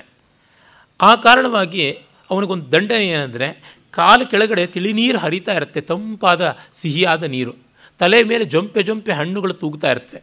ಹಣ್ಣಿಗೆ ಕೈ ಎಟಕಿಸ್ಕೊಳ್ಳೋಕ್ಕಿಂತ ಚಾಚಿದಾಗ ಅದು ಕೊಂಬೆ ಮೇಲಕ್ಕೆ ಹೋಗುತ್ತೆ. ಬಾಯಾರಿಕೆ ಅಂತ ನೀರಿಗೆ ಕೆಳಕ್ಕೆ ಬೊಗಸೆ ಇಟ್ಟಾಗ ನೀರು ಹಿಂಗೆ ಹೋಗ್ಬಿಡುತ್ತೆ. ಈ ರೀತಿಯಾದ ದಂಡನೆ ಅವನಿಗೆ ಅಂತ ನರಕದಲ್ಲಿ. ಈ ತರಹ ತುಂಬ ಸ್ವಾರಸ್ಯಕಾರಿಯಾದದ್ದು ನರಕದ ಚಿತ್ರಣಗಳು ಬರ್ತವೆ. ಇವನ್ನೆಲ್ಲವನ್ನು ನಾವು ಇಲ್ಲಿ ನಾವು ನೋಡ್ತೀವಿ. ಡಿವೈನ್ ಕಾಮಿಡಿಯಲ್ಲಿ ಒಂದಷ್ಟು ನೋಡ್ತೀವಿ, ಮತ್ತು ಈನಿಯಡ್ ಕಾವ್ಯದಲ್ಲಿ ಕೂಡ ನಾವು ನೋಡ್ತೀವಿ. ಅಂದರೆ ಒಬ್ಬ ಹೋಮರ್ ನಿರ್ಮಾಣ ಮಾಡಿದ್ದು, ಗ್ರೀಕರು ಮಾಡಿದ ಕಥೆಗಳನ್ನು ಇಡೀ ಪಾಶ್ಚಾತ್ಯ ಪ್ರಪಂಚ ಬಳಸ್ಕೊಳ್ತಾನೆ ಇತ್ತು ಅನ್ನೋದಕ್ಕೆ ಸಾಕ್ಷಿಯಾಗಿದೆ. ಆಮೇಲೆ ಹಾಗೆ ಹೋಗಿದ್ದಾಗ ಪೋಲಕ್ಸ್ ಮತ್ತು ಪಾಲಿದ್ಯೂಕಸ್ ಅಂತ ಇಬ್ಬರು ತಮ್ಮಂದಿರು ಅಣ್ಣಂದಿರು ಇರ್ತಾರೆ. ಇವಳಿಗೆ ಹೇಳಿದ್ನಲ್ಲ, ಇಬ್ಬರು ಸಹೋದರರು ಕೂಡ ಅವರು ಬಿಡಿಸ್ಕೊಂಡು ಬರ್ತಾರೆ. ಇವರಿಬ್ಬರು ವೀರ ಯೋಧರು. ಥೀಸಿಯೂಸ್ ಮಹಾವೀರ ಅವನು, ಮತ್ತು ಪಿರಿಥ್ಯೂಸ್ ಅವರಿಬ್ಬರು ಪಾತಾಳಕ್ಕೆ ಹೋಗಿ ಸಿಕ್ಕಾಕ್ಕೊಂಡಿದ್ದಾಗ ಮತ್ತೆ ತಮ್ಮ ಸಹೋದರಿ ಹೆಲೆನನ್ನು ಬಿಡಿಸ್ಕೊಂಡು ಬಂದಿರ್ತಾರೆ. ಹೀಗೆ ಅವಳ ಸೌಂದರ್ಯ ಎಲ್ಲೆಲ್ಲೂ ಕಣ್ಣು ಕೋರೈಸುವಂತೆ ಬೆಳಗ್ತಾ ಇದ್ದಾಗ ಇನ್ನೇನು ಮಾಡೋದು? ಇವಳನ್ನ ಯಾರು ಮದುವೆ ಆದರೂ ಅವಳಿಗೆ ಮತ್ತು ಆ ಗಂಡನಿಗೆ ನೆಮ್ಮದಿ ಇಲ್ಲ. ಈ ಸ್ಥಿತಿ ಆಗಬಾರ್ದು ಅಂತ ಕಡೆಗೆ ಬಂದಂಥ ಮಹಾವೀರರು ಸುಮಾರು 12 ಜನ ಪ್ರಮುಖರು ಸೇರಿಕೊಳ್ತಾರೆ. ಪಲಮಿಡಿಸ್ ಇರ್ಬೋದು, ಡೈಮಿಡಿಸ್ ಇರ್ಬೋದು, ಆಯಾಸ್ ಇರ್ಬೋದು, ಮತ್ತು ಇನ್ನೊಬ್ಬ ಆಯಾಸ್ ಇರ್ಬೋದು, ಒದಿಸ್ಯೂಸ್ ಇರ್ಬೋದು, ಆಮೇಲೆ ಅವಳ ಗಂಡ ಮನಿಲೇಯಸ್ ಇರ್ಬೋದು, ಎಲ್ಲರೂ ಬರ್ತಾರೆ. ಹೀಗೆ ಬಂದಂಥ ಮಹಾವೀರರನ್ನೆಲ್ಲ ಸೇರಿಸಿಬಿಟ್ಟು ಟೆಂಡಾರಿಯಸ್ ಹೇಳ್ತಾನೆ, ನೋಡಿ, ನಿಮ್ಮಲ್ಲಿ ಯಾರು ಮದುವೆ ಆದರೂ ಮಿಕ್ಕವರು ಹೊಟ್ಟೆ ಕಿಚ್ಚುಪಟ್ಕೊಂಡು ಕತ್ತಿ ಎತ್ತೀರ. ಹೀಗಾಗದೇ ಇರಬೇಕು ಅಂತಂದರೆ ನೀವೆಲ್ಲರೂ ಸೇರಿ ಒಂದು ಪ್ರತಿಜ್ಞೆ ಮಾಡಬೇಕು. ಜಲದೇವತೆ ಮತ್ತು ಋತದೇವತೆ, ಸತ್ಯದ ದೇವತೆ ಪೊಸೈದನ್, ನಮ್ಮಲ್ಲಿ ಕೂಡ ವರುಣನನ್ನು ಋತಾದಿ ದೇವತೆ ಅಂತ ಕರಿತೀವಿ. ಆ ದೇವಸ್ಥಾನದಲ್ಲಿ ನಿಂತು ನೀವು ಪ್ರತಿಜ್ಞೆ ಮಾಡಬೇಕು. ಅವನಿಗೆ ಒಂದು ಅಶ್ವಬಲಿಯನ್ನು ಕೊಟ್ಟು, ಕಪ್ಪು ಬಣ್ಣದ ಕುದುರೆನೇ ಆಗಬೇಕು ಅಂತಿರುತ್ತೆ, ಅದರ ವಿವಿಧ ಭಾಗಗಳನ್ನು ಕತ್ತರಿಸಿ ಆ ತುಂಡಿನ ಮೇಲೆ ಬಲಗಾಲು ಇಟ್ಟು ನಿಂತುಕೊಳ್ಬೇಕು. ನಿಂತುಕೊಂಡು ನಾವು ಪ್ರತಿಜ್ಞೆ ಮಾಡ್ತೀವಿ, ನಮ್ಮಲ್ಲಿ ಯಾರನ್ನು ಆ ಹೆಣ್ಣು ವರಿಸಿದ್ರು ಮಿಕ್ಕ 11 ಜನರು ಅವರ ಸಂಸಾರ ಕೆಡಿಸೋಕ್ಕೆ ಹೋಗೋಲ್ಲ. ಅಷ್ಟು ಮಾತ್ರವಲ್ಲ, ಅದನ್ನು ಯಾರಾದರೂ ಹಾನಿ ಮಾಡುವಂತೆ ಬಂದರೆ ಅವರ ವಿರುದ್ಧ ಸೇಡು ತೀರಿಸ್ಕೊಳ್ಳೋದಕ್ಕೆ ಆ ಗಂಡನಿಗೆ ಒತ್ತಾಸೆ ಕೊಡ್ತೀವಿ, ಹೆಂಡತಿಗೆ ಒತ್ತಾಸೆ ಕೊಡ್ತೀವಿ ಅಂತ ಮಾಡ್ಕೋತಾರೆ. ಈ ಉಪಾಯವನ್ನು ಸೂಚಿಸಿದ್ದು ಒದೆಸ್ಯೂಸ್. ಅವನು ವಸ್ತುತಃ ಬಂದಿದ್ದು ಇವಳನ್ನು ಮದುವೆ ಆಗೋದಕ್ಕಲ್ಲ. ಟಿಂಡಾರಿಯಸ್ನ ಒಬ್ಬ ಸಹೋದರನ ಮಗಳು ಪೆನಿಲಿಪಿ, ಪೆನ್ಲೋಪ್ ಅಂತ ಇಂಗ್ಲೀಷ್ನಲ್ಲಿ ಹೇಳ್ತಾರೆ, ಪೆನಿಲಿಪಿನ ಮದುವೆ ಆಗೋದಕ್ಕೆ ಬಂದಿರ್ತಾನೆ. ನೀವು ಆ ಹುಡುಗಿನ ಕೊಟ್ಟು ಮದುವೆ ಮಾಡಿಸೋದು ಖಾತ್ರಿ ಆದಲ್ಲಿ ನಾನು ಇದಕ್ಕೊಂದು ಪರಿಷ್ಕಾರ ಕೊಡ್ತೀನಿ ಅಂತ ಹೇಳಿರ್ತಾನೆ. ಅವನು ಮಹಾ ಬುದ್ಧಿವಂತ. ಅವನು ಪಲಮೀದೀಸ್ ಅಂತ ಒಬ್ಬ ವೀರನಿಗೆ ಹೋಲಿಸಿದರೆ ಪೆದ್ದ ಅನ್ಬೋದೇ ಹೊರತು ಇನ್ನು ಎಲ್ಲ ದೃಷ್ಟಿಯಿಂದಲೂ ಮಹಾ ಮೇಧಾವಿಯಾಗಿರ್ತಾನೆ. ಆ ಪಲಮೀದೀಸನ ಮೇಲಿನ ಅಸೂಯೆಯಿಂದಲೇ ಅವನನ್ನು ಕೊಲಿಸುವ ಪ್ರಯತ್ನವೂ ಮಾಡ್ತಾನೆ ಅಂತ ಕಥೆಗಳು ಬರ್ತವೆ. ಅದು ಹೋಮರ್ನ ಕಾವ್ಯದಲ್ಲಿ ಇಲ್ಲ. ಒಟ್ಟಿನಲ್ಲಿ ಹೆಲೆನ್ ಮತ್ತು ಮನಿಲೇಯಸ್ ಇಬ್ಬರಿಗೆ ಮದುವೆ ಆಗುತ್ತೆ. ಮನಿಲೇಯಸ್ ಮೈಕೀನಿ ಅಂತ ಇಂಗ್ಲೀಷ್ನಲ್ಲಿ ಉಚ್ಚಾರಣೆ ಮಾಡ್ತಾರೆ, ಅದ್ರ ಮೈಕೀನಿ ಅದು ಗ್ರೀಕ್ ಉಚ್ಚಾರಣೆ. ಮೈಕೀನಿ ನಗರದ ಮಹಾರಾಜನಾದಂಥ ಅಗೊಮೆಮ್ನನ್ನ ತಮ್ಮ. ಅಗೊಮೆಮ್ನನ್ ಮಹಾಶ್ರೀಮಂತನಾದ ಚಕ್ರವರ್ತಿ. ಅವನ ತಮ್ಮ ಯೋಗ್ಯ ಅಂತ ಭಾವಿಸಿಕೊಂಡು ಇವಳು ಮದುವೆ ಆಗ್ತಾಳೆ. ಈ ತಂದೆ ಮಗಳಿಗೆ ರಾಜ್ಯವನ್ನು ಕೊಟ್ಬಿಡ್ತಾನೆ, ತನ್ನ ರಾಜ್ಯವನ್ನು. ಹಾಗಾಗಿ ಅವನು ಮನಿಲೇಯಸ್ಸು ಮಾವನ ರಾಜ್ಯದಲ್ಲಿಯೇ ಬಂದು ಆರ್ಗಾಸ್ನಲ್ಲಿ ಇದ್ದುಬಿಡ್ತಾನೆ. ಆರ್ಗಾಸ್ ತುಂಬ ಪ್ರಸಿದ್ಧವಾದಂಥ ರಾಜ್ಯ. ಅದನ್ನು ಹಿಂದೆ ಆಳಿದಂಥವನು ಮಹಾವೀರನಾದಂಥ ಪರ್ಸಿಯುಸ್. ಅವನು ಮೆದೂಸಾ ಅಂತ ಹೆಸರಾದ ಮೆಡೂಸಾ ಅಂತ ಕರೀತಾರೆ. ಅದೊಂದು ಭಯಂಕರ ಪಿಶಾಚ ದೇವತಾ ರೀತಿಯಾದಂಥ ಒಂದು ಸತ್ವ. ಅದಕ್ಕೆ ಸಾವೇ ಇಲ್ಲ. ತಲೆ ಕೂದಲುಗಳು ಅಂದರೆ ಸರ್ಪಗಳು. ಆ ಮುಖ ನೋಡಿದವರು ಕಲ್ಲಾಗ್ಬಿಡ್ತಾರೆ. ಆ ತಲೆಯನ್ನು ಅವನು ಕತ್ತರಿಸಿಕೊಂಡು ತಂದಿರ್ತಾನೆ. ಅಂಥ ಮಹಾವೀರ ಅವನು ಆರ್ಗಾಸಿನ ರಾಜನಾಗಿದ್ದ. ಹೀಗೆ ಆರ್ಗಾಸ್ ಪರಂಪರೆಯಿಂದ ದೊಡ್ಡ ವೀರರುಗಳಿಗೆ ಪ್ರಖ್ಯಾತವಾದದ್ದು. ಅಲ್ಲಿ ಮನಿಲೇಯಸ್ ರಾಜನಾಗ್ತಾನೆ. ಹಾಗೆ ರಾಜನಾದಾಗ ಇತ್ತ ಟ್ರಾಯ್ ನಗರದಲ್ಲಿ ಒಂದು ಘಟನೆ ನಡೆದಿರುತ್ತೆ. ಅದೇನೆಂದರೆ ಪ್ರಯಾಮ್ ಅಂತ ರಾಜ. ಪ್ರಿಯಮ್ ಅಂತಲೂ ಗ್ರೀಕ್ ಉಚ್ಚಾರಣೆ ಬರುತ್ತೆ. ಅವನಿಗೆ ಹೆಂಡತಿ ಹೆಕೊಬಾ ಅಂತಲೂ ಕರೀತಾರೆ, ಹೆಕ್ಯೂಬಾ ಅಂತಲೂ ಕೆಲವರು ಹೇಳ್ತಾರೆ. ಅದು ಹೆಕಬೆ ಅಂತ ಅನ್ನೋದೇ ಹೆಚ್ಚು ಸರಿಯಾಗಿರುವಂಥ ಉಚ್ಚಾರಣೆ ಅನಿಸುತ್ತೆ. ರಾಣಿ. ಅವನಿಗೆ 50 ಜನ ಮಕ್ಕಳು, ಹಲವರು ರಾಣಿಯರು, ಅನೇಕ ಜನ ಮಕ್ಕಳು. ಧೃತರಾಷ್ಟ್ರ ಇದ್ದಂತೆ ಪಾಪ ಅವನು. ಭಾಳ ಸಾಧುವಾದಂಥ ಮಹಾರಾಜ, ಒಳ್ಳೆಯ ಮಹಾರಾಜ. ಟ್ರಾಯ್ ಸಮೃದ್ಧವಾದಂಥದ್ದು, ಸಮುದ್ರದ ತೀರದಲ್ಲಿದ್ದು ಅತ್ಯಂತ ಐಶ್ವರ್ಯಭರಿತವಾಗಿರುತ್ತದೆ. ಹಿರಿಯ ಮಗ ಅವನು ಹೆಕ್ತೋರ್. ಅವನಿಗೆ 2ನೆಯ ಸಂತಾನ ಆಗುವಾಗ ಕಣಿಯಾಗತ್ತೆ. ಅಪೋಲೋನ್ ದೇವತೆಯ ಪೂಜಾರಿಗಳು ಹೇಳ್ತಾರೆ, ಈ ಸಂತಾನದಿಂದ ಟ್ರಾಯ್ ನಗರದ ನಾಶ ಆಗುತ್ತೆ ಅಂತ. ಹಾಗಾಗಿ ಇದನ್ನು ಪರಿತ್ಯಾಗ ಮಾಡಬೇಕು ಅಂತ. ನಮ್ಮ ದುರ್ಯೋಧನ ಹುಟ್ಟುವಾಗ ಅಪಶಕುನಗಳಾದಾಗ ಈ ಮಗನನ್ನು ಬಿಡಬೇಕು ಅಂತಂತಾರಲ್ಲ, ಆ ರೀತಿಯಾಗಿ ಮಗ ಹುಟ್ಟಿದ ಮೇಲೆ ಎಲ್ಲರೂ ಹೇಳಿದ್ರಿಂದ ಅವನು ವಿಧಿ ಇಲ್ಲದೆ ಎತ್ತಿ ಪಕ್ಕಕ್ಕೆ ಬಿಟ್ಬಿಡ್ತಾನೆ. ಅದು ಇದಾ ಅಂತ ಒಂದು ಪರ್ವತ, ಅದರ ಹತ್ತಿರ ಇಡಾ ಅಂತಲೂ ಕರೀತಾರೆ. ಆ ಪರ್ವತದ ಮೇಲೆ ಬಿಟ್ಬಿಡ್ತಾನೆ. ಆಮೇಲೆ ಅಲ್ಲಿ ಬಿಟ್ಟಂಥ ಆ ಮಗುವನ್ನು ಬಿಟ್ಟವನು ಎಚಿಲೇಯಸ್ ಅಂತ ಒಬ್ಬ ಕುರುಬ. ಆ ಕುರುಬನಿಗೆ ಮಗುವನ್ನು ಬಿಟ್ಟು ಬಂದಿದ್ದು ದುಃಖವಾಗಿ 2 ದಿವಸ ಆದಮೇಲೆ ಹೋಗಿ ನೋಡ್ತಾನೆ. ನೋಡಿದ್ರೆ ಅಲ್ಲಿ ಪ್ರಾಣಿಗಳು, ಕಾಡು ಪ್ರಾಣಿಗಳು, ಮೇಕೆ, ಟಗರು ಇತ್ಯಾದಿಗಳು ಹಾಲು ಕೊಟ್ಟು, ಒಂದು ಕರಡಿ ಅಂತಲೂ ಕೂಡ ಕಥೆ ಬರುತ್ತೆ, ಬದುಕಿಸಿಕೊಂಡಿರುತ್ತೆ ಈ ಮಗುವನ್ನು. ಅದಕ್ಕೆ ತಾನೇ ಎತ್ತುಕೊಂಡು ಬಂದು ಬೆಳೆಸೋದಕ್ಕೆ ಶುರು ಮಾಡ್ತಾನೆ. ಬೆಳೆಸ್ತಾನೆ. ತನ್ನ ಕುರಿ ಮಂದೆಯಲ್ಲಿ ದನಕರುಗಳ ಜೊತೆಗೆ ಆ ಹುಡುಗ ಬೆಳೀತಾನೆ. ಒಳ್ಳೆ ಕೃಷ್ಣ ಬೆಳೆದಂತೆ ಬೆಳೀತಾನೆ. ತುಂಬ ಪರಾಕ್ರಮಿಯಾಗಿ ಬೆಳೀತಾನೆ. ಮತ್ತು ಅವನು ಗೂಳಿಗಳ ಕಾಳಗವನ್ನು ಏರ್ಪಾಟು ಮಾಡ್ತಾ ಇರ್ತಾನೆ. ಆ ಶಿಲ್ಪಗಳೆಲ್ಲ ನೀವು ನೋಡ್ಬೋದು.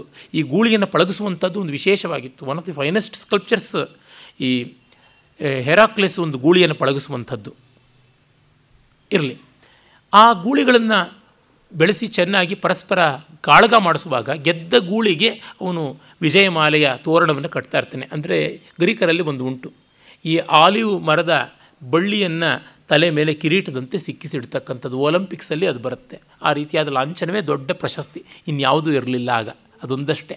ಇನ್ಯಾವ ದುಡ್ಡು ಕಾಸು ಏನೂ ಕೊಡ್ತಾ ಇರಲಿಲ್ಲ. ದೊಡ್ಡ ಹೀರೋ ಅಂತ ಗೌರವಿಸ್ತಾ ಇದ್ರು. ಅವನು ಆ ಥರ ಮಾಡೋದು ನೋಡಿ ಕುತೂಹಲಗೊಂಡು ಯುದ್ಧ ದೇವತೆ ಏರಿಯಸೇ ಗೂಳಿಯ ವೇಷದಲ್ಲಿ ಬರ್ತಾನೆ. ಆಗ ಅವನೇ ಗೆದ್ದು ಬಿಡ್ತಾನೆ. ನಿರ್ವಂಚನೆಯಿಂದ ಅವನಿಗೆ ಕಿರೀಟ ಇಡ್ತಾನೆ. ಹೀಗಾಗಿ ಇವರ ತೀರ್ಮಾನ ತುಂಬ ದೊಡ್ಡದಾಗಿರುತ್ತೆ. ಪ್ಯಾರಿಸ್ ಜಡ್ಜ್ಮೆಂಟ್ ಅಂತಲೇ ಬಹಳ ಪ್ರಸಿದ್ಧಿ. ಸ್ವರ್ಗದಲ್ಲಿ ಒಂದು ಮದುವೆ ನಡೆದಿರುತ್ತೆ. ಅದು ಆಪೋದೇವಿಯರಲ್ಲಿ ಒಬ್ಬಳಾದಂಥ ಥೆಟಿಸ್ ಅಂತ ಇಂಗ್ಲೀಷ್ ಉಚ್ಚಾರ. ಅವಳಿಗೆ ಮನುಷ್ಯರನ್ನು ಮದುವೆ ಆಗೋಕ್ಕೆ ಇಷ್ಟ ಇರೋಲ್ಲ. ಆದರೆ ಅವಳ ಹಣೆ ಬರಹದಲ್ಲಿ ಅವಳ ಮಗ ತನ್ನ ಗಂಡನಿಗಿಂತಲೂ ಪರಾಕ್ರಮಿ ಆಗ್ತಾನೆ ಅಂತಿರುತ್ತೆ. ಅದರಿಂದ ಯಾವ ದೇವತೆಯೂ ಮದುವೆ ಆಗೋದಕ್ಕೆ ಇಷ್ಟಪಡೋಲ್ಲ, ನಮ್ಮ ಸ್ಥಾನ ಮಗ ಕಸ್ತು ಬಿಟ್ರೆ ಅಂತ. ಹಾಗಾಗಿ ಅವಳು ಸುಂದರಿಯಾಗಿದ್ದರೂ, ಜ್ಯೂಸನಿಗೆ ಪ್ರೀತಿಪಾತ್ರಳಾಗಿದ್ದರೂ ಕೂಡ ಯಾರೂ ಮದುವೆ ಆಗೋಲ್ಲ.